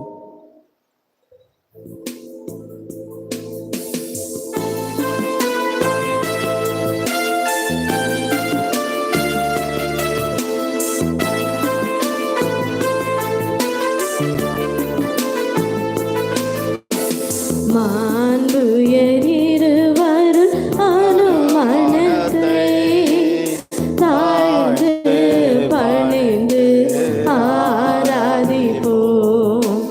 பழைய நியம முறைகள் அனைத்தும் இனி மறைந்து முடிவு பெறுக. புதிய நியம முறைகள்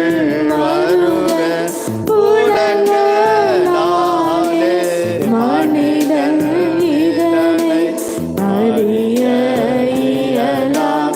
குறையை நீக்க விசுவாசத்தின் உதவி பெறுக. பிதாவுக்கும் சுதனவர்க்கும் புகழ்ச்சியோடு வெற்றியாகும். வீட்டின் பெருமை மகிமையோடு வலிமை வாழ்த்து யாவுமாக இருவரிடமாய் வருகின்றவராம் தூய ஆவி ஆனவர்க்கும் அளவில்லாத சம புகழ்ச்சி இன்றுமே உண்டாகுக.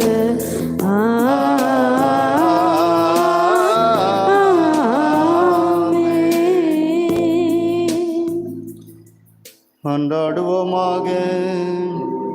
இறைவா, இந்த வியப்புரை திருவரு சாணத்திலே உம்முடைய திருப்பால் நினைவை எங்களுக்கு விட்டு சென்றே. உமது திருவுடல் திரத்தமையவற்றை மறைபொருளை வணங்கும் நாங்கள் உம்மீட்பின் பலனை இடைவிடாமல் அனுபவிக்க அருள் புரிவீராக.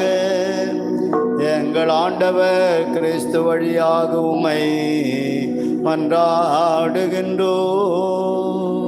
ஆமென்.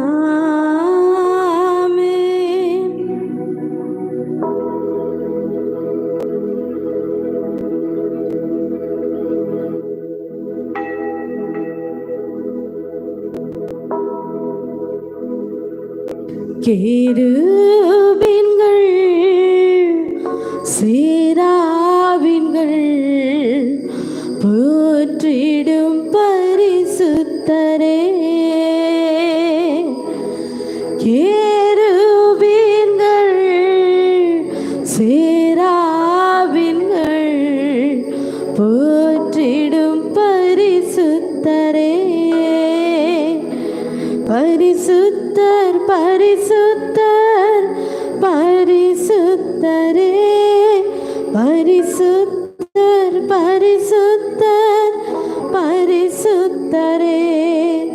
நீரே நீர் மாத்திரமே.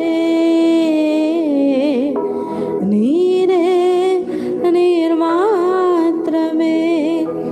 நிலையான புகழுக்குரிய தூய்மை மிகு நற்கருணைக்கு எல்லா காலமும் ஆராதனையும் புகழும் ஆட்சியும் உண்டாக கடவுது.